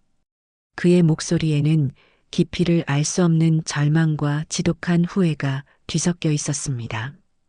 평생을 온실 속의 화초처럼 제 그늘 아래에서 아무런 걱정 없이 자라온 아들에게 지금의 현실은 도저히 혼자 힘으로는 감당하기 힘든 거대한 폭풍우일 테지요. 제가 다 잘못했어요. 정말이에요. 어머니한테 못되게 굴었던 거, 미주가 어머니한테 막말하고 사람 취급도 안 할 때, 제가 중간에서 막아주지 못했던 거 다 제 잘못이에요. 그때로 다시 돌아갈 수만 있다면 정말 어머니한테 잘할 수 있는데, 어머니, 제발 저 좀 살려주세요. 이 지옥에서 저 좀 꺼내주세요. 제발이요. 아들의 애원은 처절했습니다. 그 순간 제 마음도 잠시 속절없이 흔들렸어요. 당장이라도 달려가서 그래, 이놈아. 다 괜찮다, 다 괜찮아라며 등이라도 두들겨주고 따뜻한 밥이라도 한 끼 먹이고 싶은 충동이 강하게 일었습니다. 하지만 저는 입술을 피가 나도록 깨물며 그 모성애라는 이름의 위험한 충동을 억눌렀습니다. 지금 제가 여기서 약해져 손을 내밀면 아들은 영원히 자신의 힘으로 일어서는 법을 배우지 못할 겁니다. 또다시 제 그늘 아래로 기어들어와 이전과 똑같은 무책임하고 나약한 삶을 반복하게 될 테지요. 그것은 아들을 살리는 길이 아니라 2번 죽이는 길이었습니다. 진서가, 저는 제 안의 모든 감정을 누르고 나직이 아들의 이름을 불렀습니다. 제 목소리가 너무나 차갑고 단단해서 저 자신도 놀랄 정도였어요. 너는 이제 엄마 젖을 찾는 어린아이가 아니다. 내 아내와 자식을 책임져야 할 40 넘은 가장이야. 지금 너의 그 고통은 내가 뿌린 씨앗의 열매이고 너의 그릇된 선택에 대한 당연한 결과란다. 그 누구도 대신 짊어져 줄 수 없는 오롯이 너 자신의 몫이지. 수화기 너머로 아들의 거친 숨소리만 들려왔습니다. 지옥이라고 했니? 그래, 지금 너는 지옥에 있겠지. 하지만 그 지옥에서 내 자신의 힘으로 걸어 나올 힘을 기르지 못하면 너는 평생 그곳에서 살게 될 것이다. 언제까지나 엄마 뒤에 숨어서 세상을 원망하며 살 수는 없어. 이제 그만 울고 술도 끊고 정신 차리거라. 내 인생의 주인은 너 자신이다. 명심해. 저는 그 말을 끝으로 아들이 무어라 대답하기 전에 미련 없이 전화를 끊었습니다. 수화기를 내려놓자마자 온몸에서 힘이 쭉 빠져나가는 기분이었어요. 가슴이 너무나 아팠지만 후회는 없었습니다. 이것이 제가 제 아들에게 해줄 수 있는 최선이자 가장 깊고 지독한 사랑이라고 믿었습니다. 며칠 뒤 저는 백화점 VIP 라운지에서 모델 교실 친구들과 우아하게 애프터눈 티를 즐기고 있었습니다. 한껏 웃고 떠들고 있는데 한껏 차려입은 젊은 여자가 제게 다가와 아는 체를 하더군요. 어머, 혹시 김진석 원장님 어머님 아니세요? 제 이름은 강유라인데 예전에 미주랑 같이 댁에 놀러 갔었는데 기억나세요? 누군가 하고 자세히 보니 예전에 미주가 집에 데려와 제게 온갖 무례한 말을 던졌던 그 친구 중 한 명이었습니다. 저는 전혀 기억나지 않는다는 듯 덤덤한 표정으로 누구시냐고 되물었어요. 그러자 그녀는 조금 당황한 표정을 짓더니 이내 능숙하게 화제를 돌리며 제 옷차림과 분위기를 칭찬하기 시작했습니다. 어머님, 요즘 더 좋아지시고 우아해지셨어요. 옷도 너무 세련되셨고요. 역시 사람은 좋은 집에 살아야 하나 봐요. 그녀는 제가 여전히 그 강남의 아파트에 살고 있다고 생각하는 모양이었어요. 저는 굳이 그 오해를 정정해주지 않았습니다. 그녀는 잠시 머뭇거리더니 정말 궁금했던 본론을 꺼냈습니다. 그런데 어머님, 혹시 미주 소식 아세요? 갑자기 이사간 뒤로 연락도 전혀 안 되고 SNS도 다 끊기고 저희들 사이에서는 무슨 일 있는 거 아니냐고 다들 걱정이 많아요. 병원도 잘 안 된다는 소문이 있던데 혹시 무슨 일 있나요? 그녀의 눈빛은 걱정이 아니라 잘 나갔던 친구의 불행을 확인하고 싶어 하는 저급한 호기심으로 반짝이고 있었습니다. 저는 우아하게 찻잔을 내려놓고 그녀를 똑바로 쳐다보며 생긋 미소 지었습니다. 글쎄요. 나도 잘 모르겠네요. 그 아이가 워낙 자유로운 영혼이라 아마 헐헐 날아다니고 싶어서 어디론가 멀리 떠나지 않았을까요? 제 대답에 그녀는 어색하게 웃으며 자리를 떴습니다. 그 뒷모습을 보며 저는 생각했습니다. 오미주, 내가 그토록 원했던 너의 세상, 너의 친구들은 이런 모습이었구나. 너의 성공과 부를 질투하고 소비하다가 내가 추락하자 가차없이 외면하고 뒤에서 험담하는 그런 가볍고 비열한 관계들. 너는 이제 그들에게서조차 완전히 잊히고 사라진 존재가 되었구나. 그것이 내가 자초한 너의 세상의 민낯이었다. 아들의 그 처절한 전화가 있은 후 한동안은 아무 일도 없었습니다. 폭풍이 휩쓸고 지나간 뒤에 고요함 같았다고나 할까요?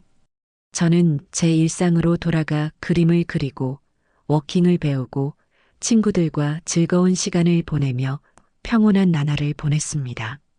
아들 내외에 대한 생각은 의식적으로 하지 않으려 애썼어요.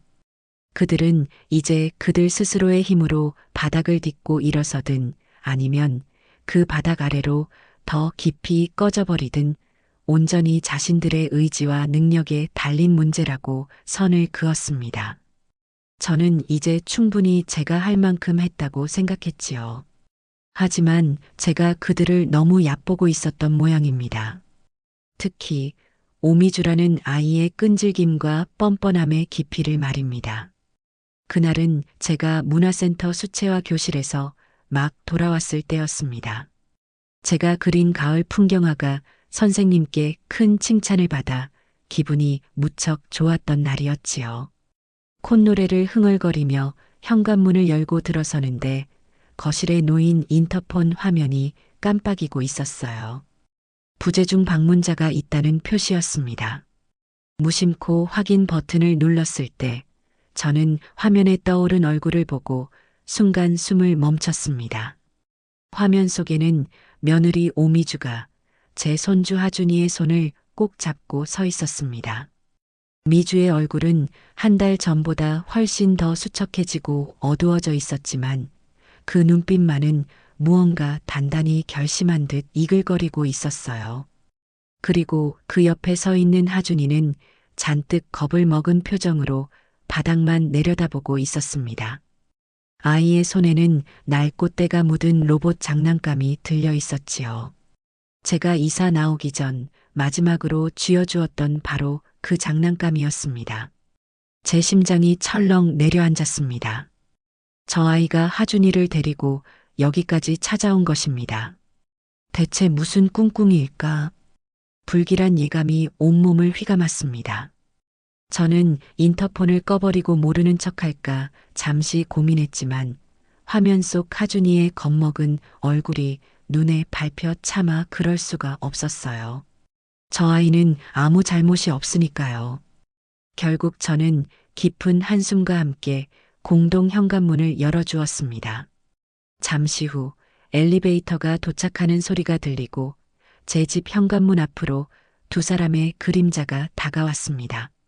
초인종이 울리고 저는 큰 결심을 한 뒤 문을 열었습니다. 문 앞에는 화면에서 본 그대로의 두 사람이 서 있었어요.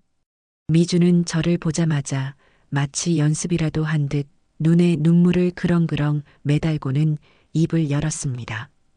어머님, 저 미주예요. 그동안 잘 지내셨어요? 저는 대답하지 않았습니다. 대신 하준이에게 시선을 고정했어요.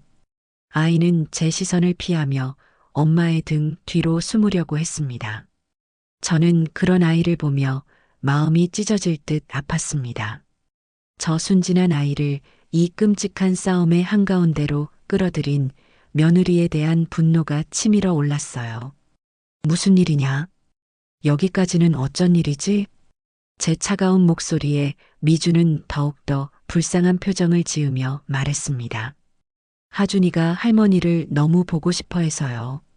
매일 밤 할머니 꿈을 꾼다고 울고 밥도 잘 안 먹고 아이가 이렇게 말라가는 걸 참아 볼 수가 없어서 염치불구하고 찾아왔어요. 어머님. 그 말에 저는 헛웃음이 나올 뻔했습니다. 하준이를 방패막이로 제 동정심을 자극해 마지막 발악이라도 해보려는 속셈이 너무나 뻔히 들여다보였기 때문이지요.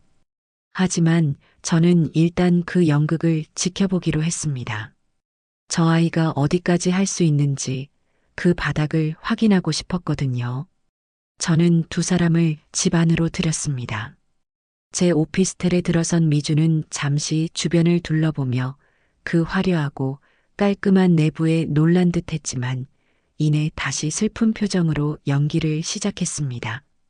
그녀는 하준이의 등을 앞으로 떠밀며 아이의 귓가에 무언가 속삭였어요. 그러자 하준이가 제게 다가와 미리 외워온 대사를 읊듯이 말하기 시작했습니다. 할머니 보고 싶었어요. 할머니, 우리 옛날 집으로 다시 가면 안 돼요? 나 이 집은 싫어요. 좁고 어둡고 바퀴벌레도 나와요. 아이의 목소리는 끝이 떨리고 있었어요. 제게 이 말을 하는 것이 얼마나 무섭고 싫었을까요? 저는 당장이라도 저 아이를 품에 안고 괜찮다고 말해주고 싶었지만 꾹 참았습니다. 대신 저는 소파에 앉아 미주를 빤히 쳐다보며 물었어요. 그래서 내가 하고 싶은 말이 뭐냐? 제 질문은 미주가 아닌 하준이에게 향해 있었습니다. 하지만 그 질문에 대답한 것은 미주였어요. 그녀는 제 앞에 털썩 무릎을 꿇었습니다. 어머님, 제가 정말 잘못했어요. 제가 어머님께 사람이 해서는 안 될 짓을 했어요.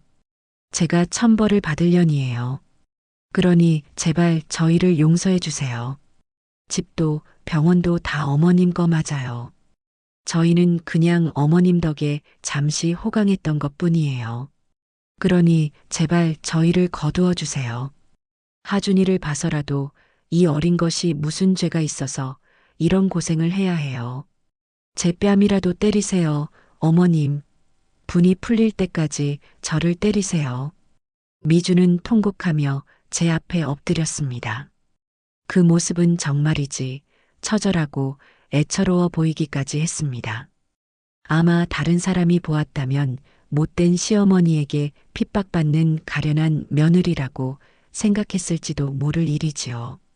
하지만 저는 그 연기에 속지 않았습니다.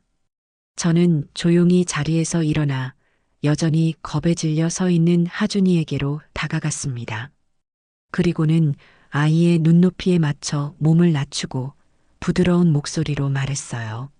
하준아, 할머니 좀 볼까? 아이는 마지못해 고개를 들었습니다. 저는 아이의 눈을 똑바로 바라보며 물었어요. 우리 강아지, 유치원은 재미있니? 요즘 제일 좋아하는 만화는 뭐야? 밥은 잘 먹고? 키가 더 큰 것 같네. 저는 미주가 시킨 말 따위는 전혀 듣지 못했다는 듯이 아이의 일상에 대해서만 물었습니다. 하준이는 처음에는 주저하더니 이내 제 질문에 하나둘 대답하기 시작했어요. 아이와의 대화는 잠시나마 이 살벌한 공간에 온기를 불어넣었습니다. 저는 아이와 한참 이야기를 나눈 뒤 미리 사두었던 장난감 상자를 꺼내왔습니다. 최신형 변신 로봇이었어요.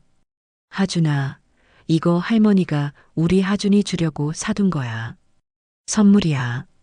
하준이의 눈이 동그래졌습니다. 아이는 자기도 모르게 환호성을 지르며 장난감을 받아들었어요. 그 순수한 기쁨의 순간을 미주는 탐욕스러운 눈으로 지켜보고 있었습니다. 저는 하준이의 머리를 쓰다듬어 준 뒤 자리에서 일어났습니다. 그리고 바닥에 엎드려 있는 미주를 차갑게 내려다보았지요.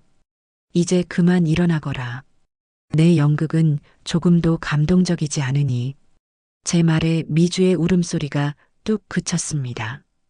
그녀는 고개를 들어 믿을 수 없다는 표정으로 저를 쳐다보았어요. 너는 아직도 내가 뭘 잘못했는지 모르는구나. 내가 내게 용서받지 못하는 이유는 내 입이 험해서도 아니고 내가 나를 무시해서도 아니다. 바로 내 그 끝을 모르는 탐욕과 목적을 위해서라면 어린 자식마저 방패로 내세우는 그 비열함 때문이야. 어머님, 어린아이는 어른들의 탐욕을 채우기 위한 도구가 아니다. 내 손주를 2번 다시 내 천박한 욕심의 방패로 내세우지 말거라. 내가 오늘 내게 주는 것은 아무것도 없다. 하지만 내 손주에게는 이 장난감을 주마. 그리고 이 아이를 데리고 당장 내 집에서 나가. 2번 다시 찾아오지 마라. 저는 현관문을 활짝 열었습니다. 미주는 망연자실한 표정으로 그 자리에 앉아 있었어요. 저는 그런 그녀를 재촉했습니다. 어서 나가지 않고 뭐 하느냐? 미주는 결국 비틀거리며 자리에서 일어났습니다.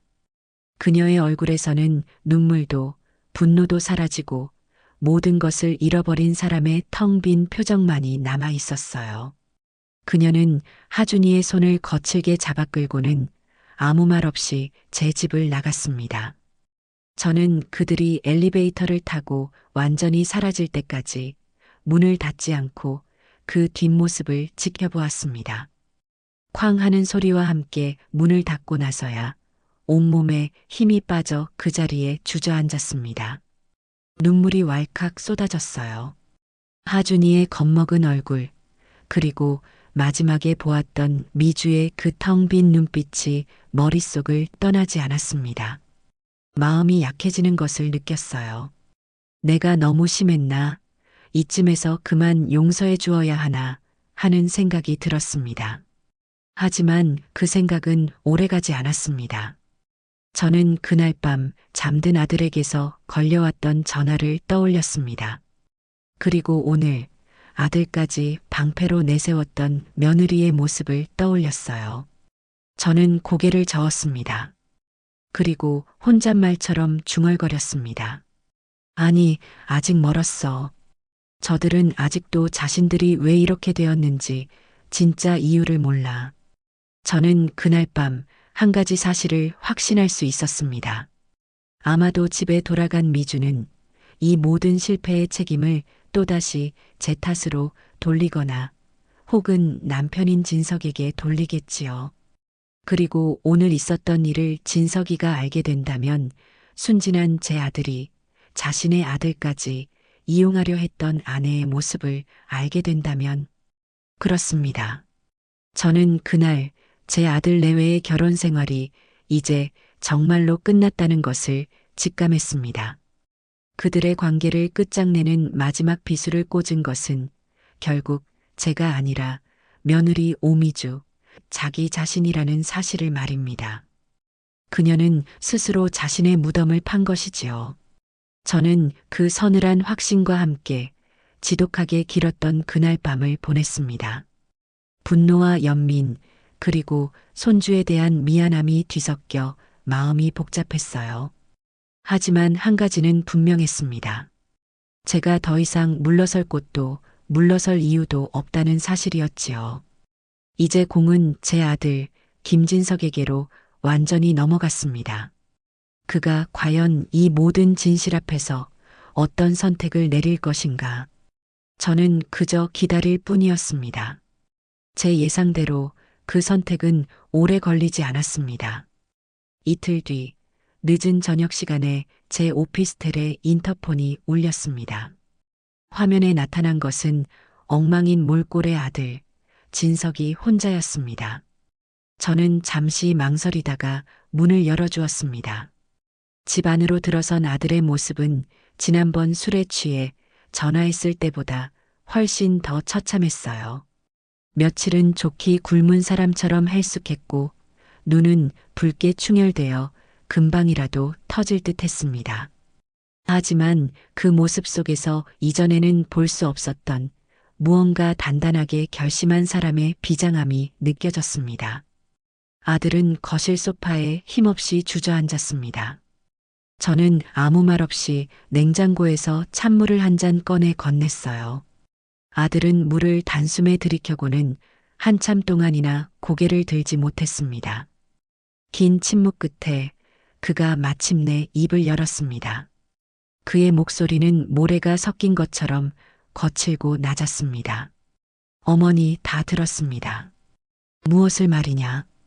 하준이 미주가 하준이를 데리고 여기 왔었다는 거요. 그리고 무슨 짓을 했는지도 하준이한테 직접 다 들었습니다. 저는 조용히 아들의 맞은편에 앉았습니다.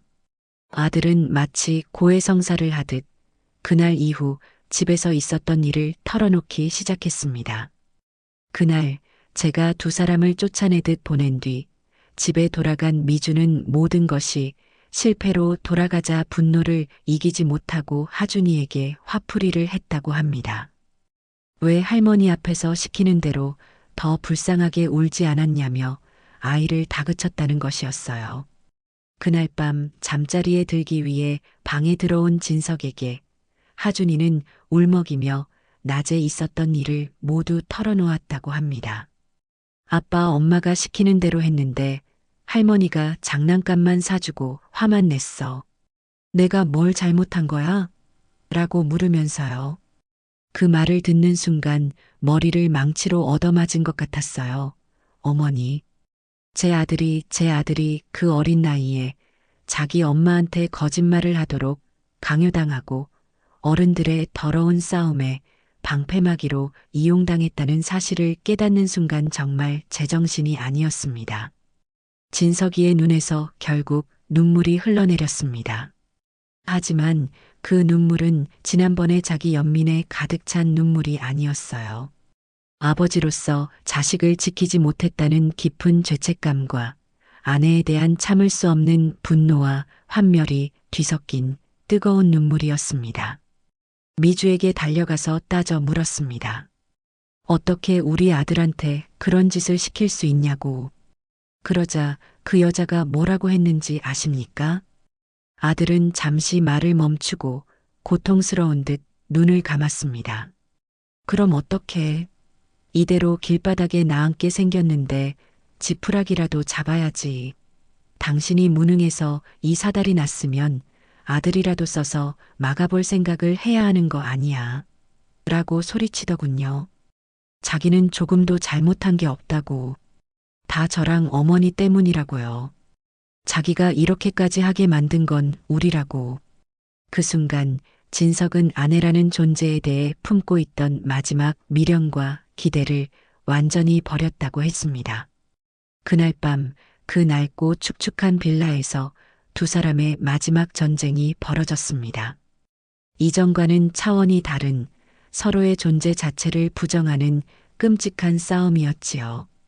미주는 온갖 물건을 집어 던지며 발악했고 진석은 그런 아내의 모습에서 지난 10년의 세월이 모두 거짓이었음을 깨달았다고 합니다. 어머니, 저는 이혼하기로 결심했습니다. 아들은 마침내 제가 기다리던 그 말을 꺼냈습니다. 그의 눈빛은 더 이상 흔들리지 않았어요. 제가 너무 어리석고 나약했습니다. 어머니의 돈으로 이룬 성공을 제 능력이라 착각했고 미주의 허영심을 사랑이라 믿었습니다. 어머니께서 그토지록 모욕을 당하실 때도 저는 아내와 어머니 사이에서 비겁하게 눈치만 보는 아들이었습니다.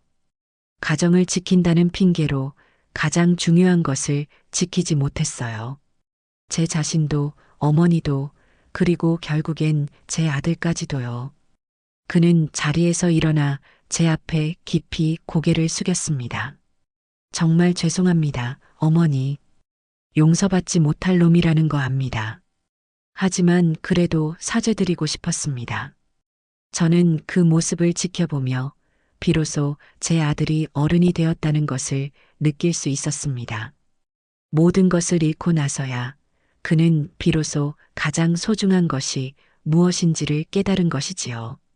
그리고 어머니께 드릴 말씀이 있습니다. 아들은 품에서 서류 몇 장을 꺼내 제 앞에 내려놓았습니다.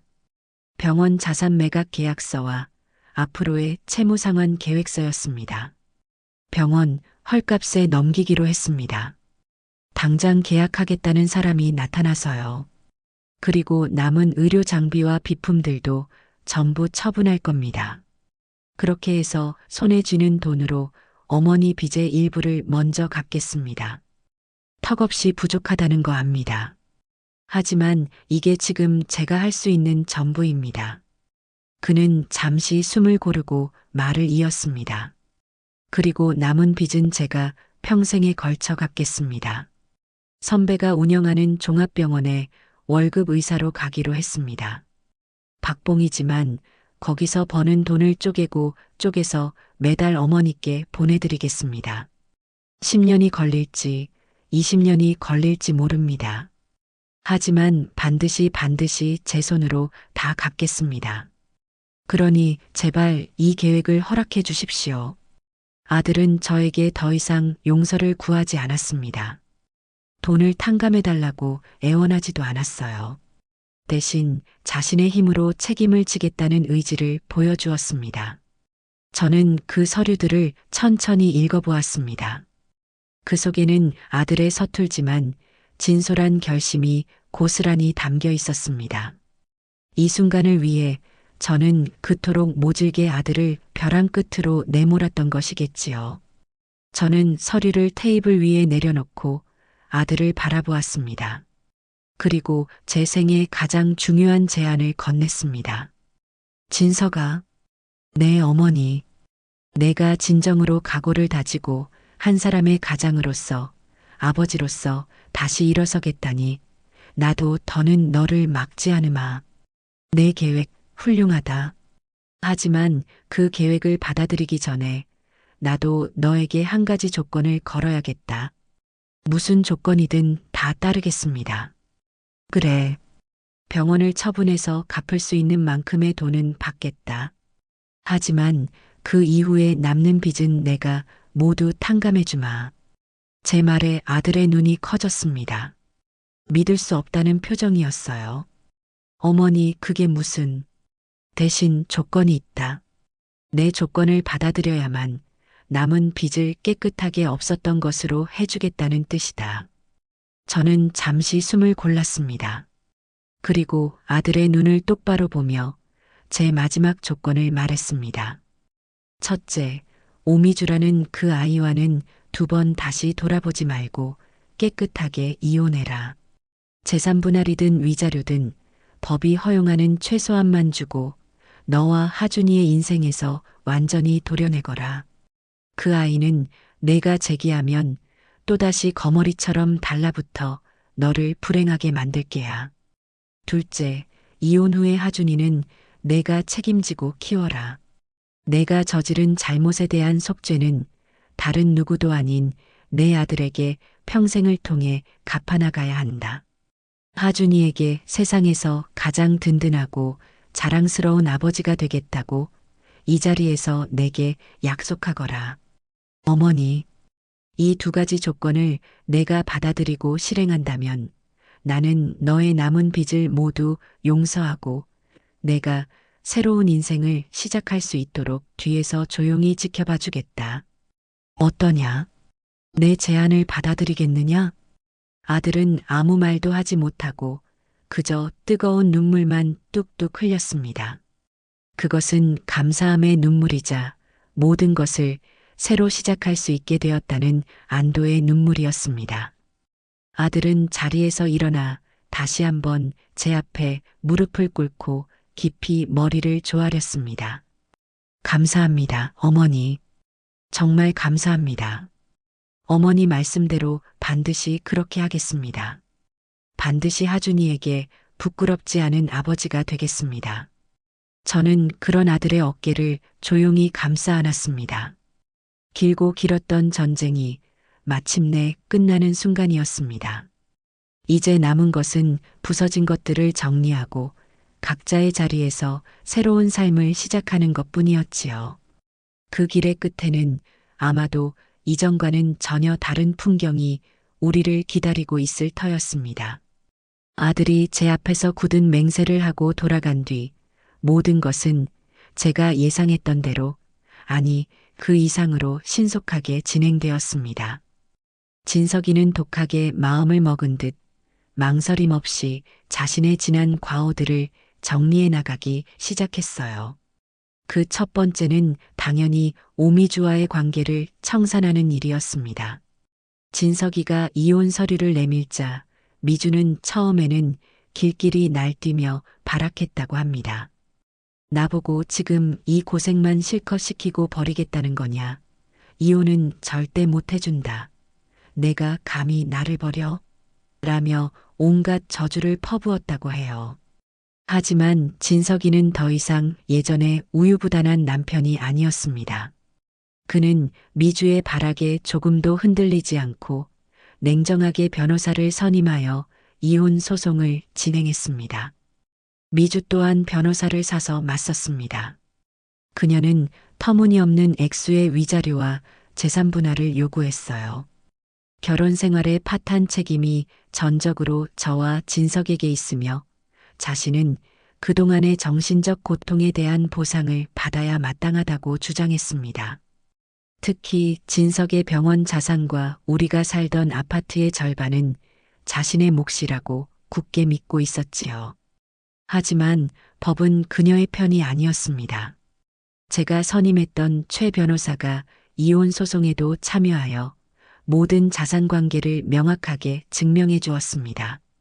아파트는 혼인 이전부터 제 명의로 된 특유 재산이었기에 재산 분할 대상에서 완전히 제외되었고 병원 개설 자금은 제가 빌려준 채무였음이 차용증을 통해 명백히 증명되었습니다. 병원 자산을 처분한 돈은 고스란히 채권자인 제게 넘어왔으므로 미주가 분할받을 재산은 단 하나도 남아있지 않았습니다. 결국 기나긴 싸움 끝에 법원은 진석의 손을 들어주었고 미주는 아주 적은 액수의 위자료만 받은 채 빈손으로 쫓겨나듯 이혼 서류에 도장을 찍어야만 했습니다. 모든 것을 잃어버린 그녀는 마지막까지 진석과 저를 향한 저주를 퍼부었다고 합니다. 저는 그 모든 과정을 변호사를 통해 전해 들으며 어떤 감정도 느끼지 않으려 노력했습니다. 그저 인과응보, 사필귀정이라는 옛말을 떠올릴 뿐이었지요. 그녀는 자신의 분수를 모르고 남의 것을 탐하다가 결국 자신이 가진 아주 작은 행복마저 모두 잃어버린 셈이었습니다. 며느리와의 악연을 완전히 정리한 뒤 저는 제 인생의 새로운 장을 펼칠 준비를 시작했습니다. 평생을 남편과 자식을 위해 헌신하며 살았으니 이제 남은 인생은 오롯이 저 자신, 박계실이라는 사람의 행복을 위해 살아보고 싶었어요. 모델 교실과 수채화 교실을 다니는 것도 즐거웠지만 무언가 좀 더 의미 있고 생산적인 일을 하고 싶다는 생각이 들었습니다. 그러던 중 저는 아들이 갚은 돈과 제가 가진 자산을 합쳐 작은 상가 건물을 하나 매입했습니다. 번화가는 아니었지만 조용한 주택가 골목에 자리한 햇살이 잘 드는 아담한 2층짜리 건물이었어요. 저는 그 건물을 보며 새로운 꿈을 꾸기 시작했습니다. 평생의 꿈이었던 작고 예쁜 찻집을 여는 것이었지요. 저는 그날부터 쉴 틈 없이 바빠졌습니다. 문화센터에서 사귄 친구 중 인테리어 디자이너로 일하다 은퇴한 영미 씨의 도움을 받아 찻집의 내부 공사를 시작했습니다. 제 찻집의 컨셉은 쉼과 위로였어요. 저는 찻집을 찾아오는 모든 사람들이 잠시나마 세상의 시름을 잊고 따뜻한 차 한 잔과 함께 평온을 얻어갈 수 있는 공간을 만들고 싶었습니다. 내부는 원목과 하얀색 벽지를 사용해 따뜻하고 아늑한 분위기를 연출했고 창가에는 제가 직접 가린 수채화들을 걸었습니다. 테이블마다 생화를 꽂아두고 잔잔한 연주곡이 항상 흐르도록 했지요. 그리고 전국의 유명한 다원을 직접 찾아다니며 최상급의 녹차와 발효차, 꽃차를 공수해 왔습니다. 디저트 메뉴는 제가 직접 개발했어요. 쑥과 흑임자로 만든 떡 케이크, 직접 삶은 파트로 만든 단팥죽, 제철 과일로 만든 과일 전과 등 화려하지는 않지만 정성이 가득 담긴 건강한 디저트들이었지요.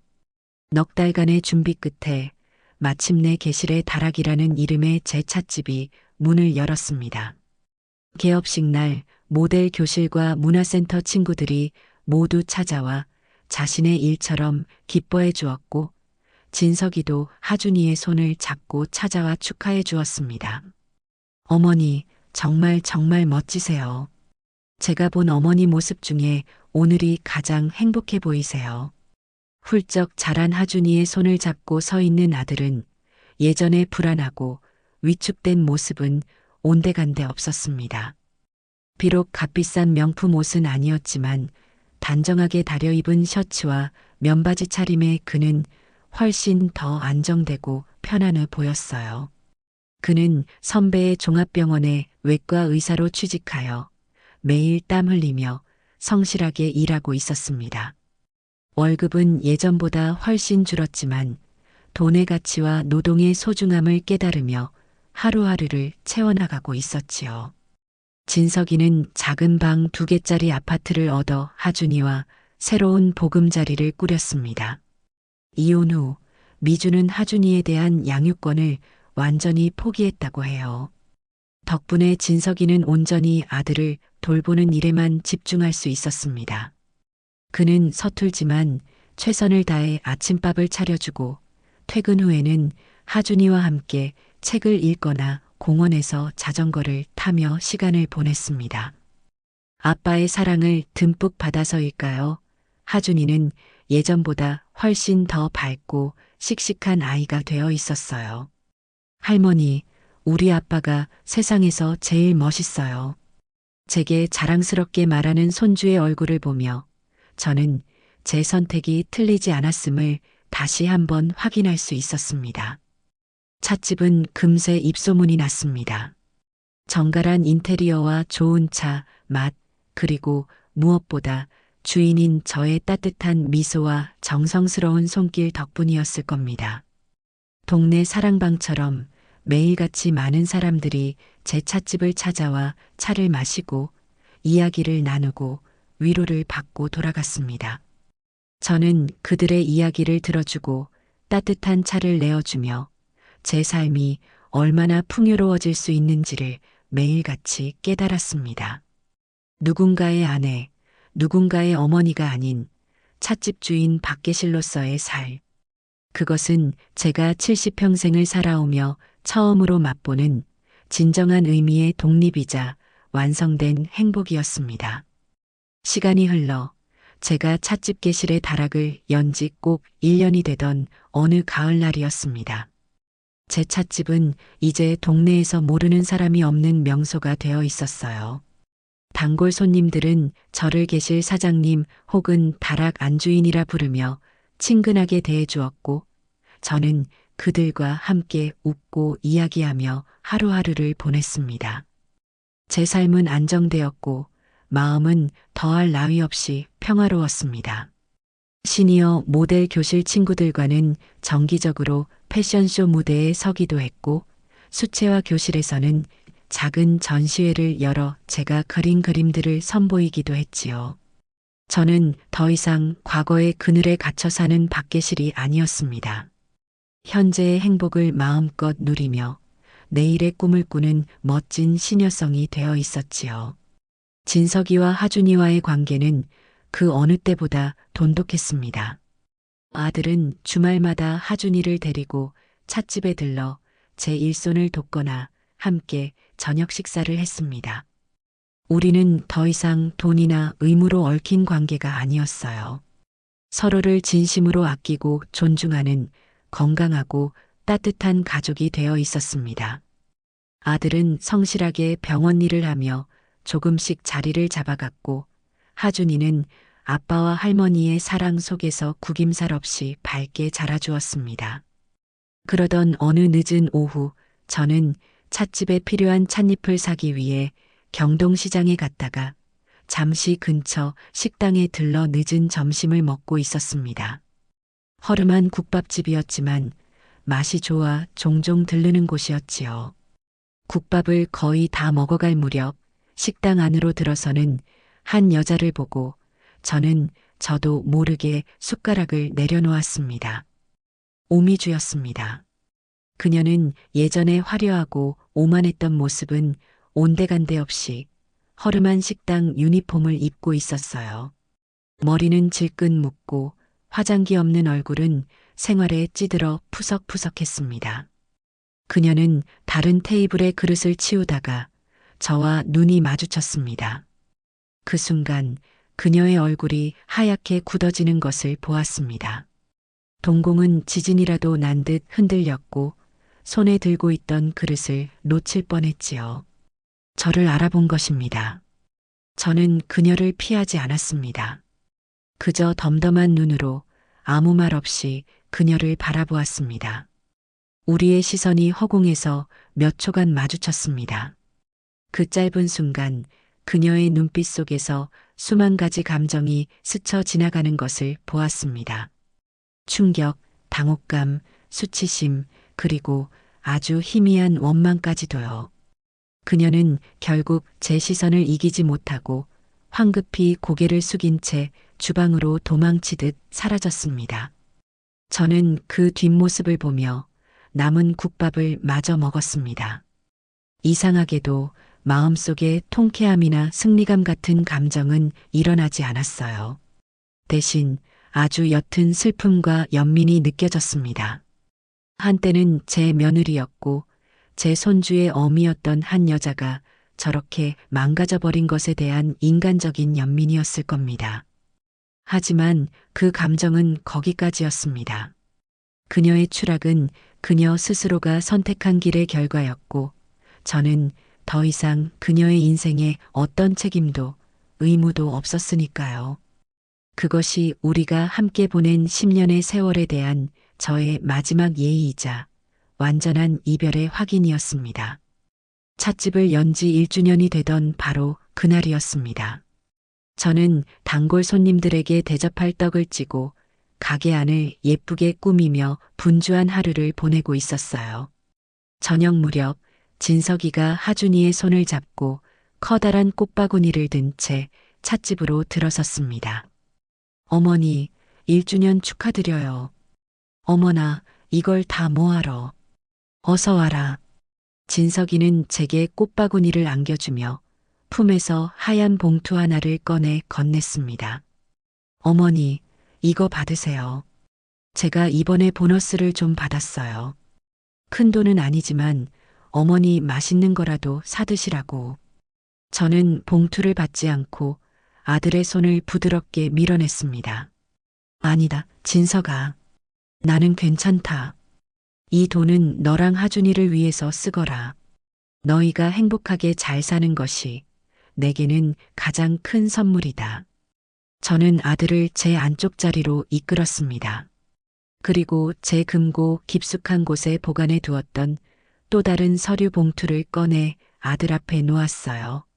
아들은 의아한 표정으로 저를 쳐다보았습니다.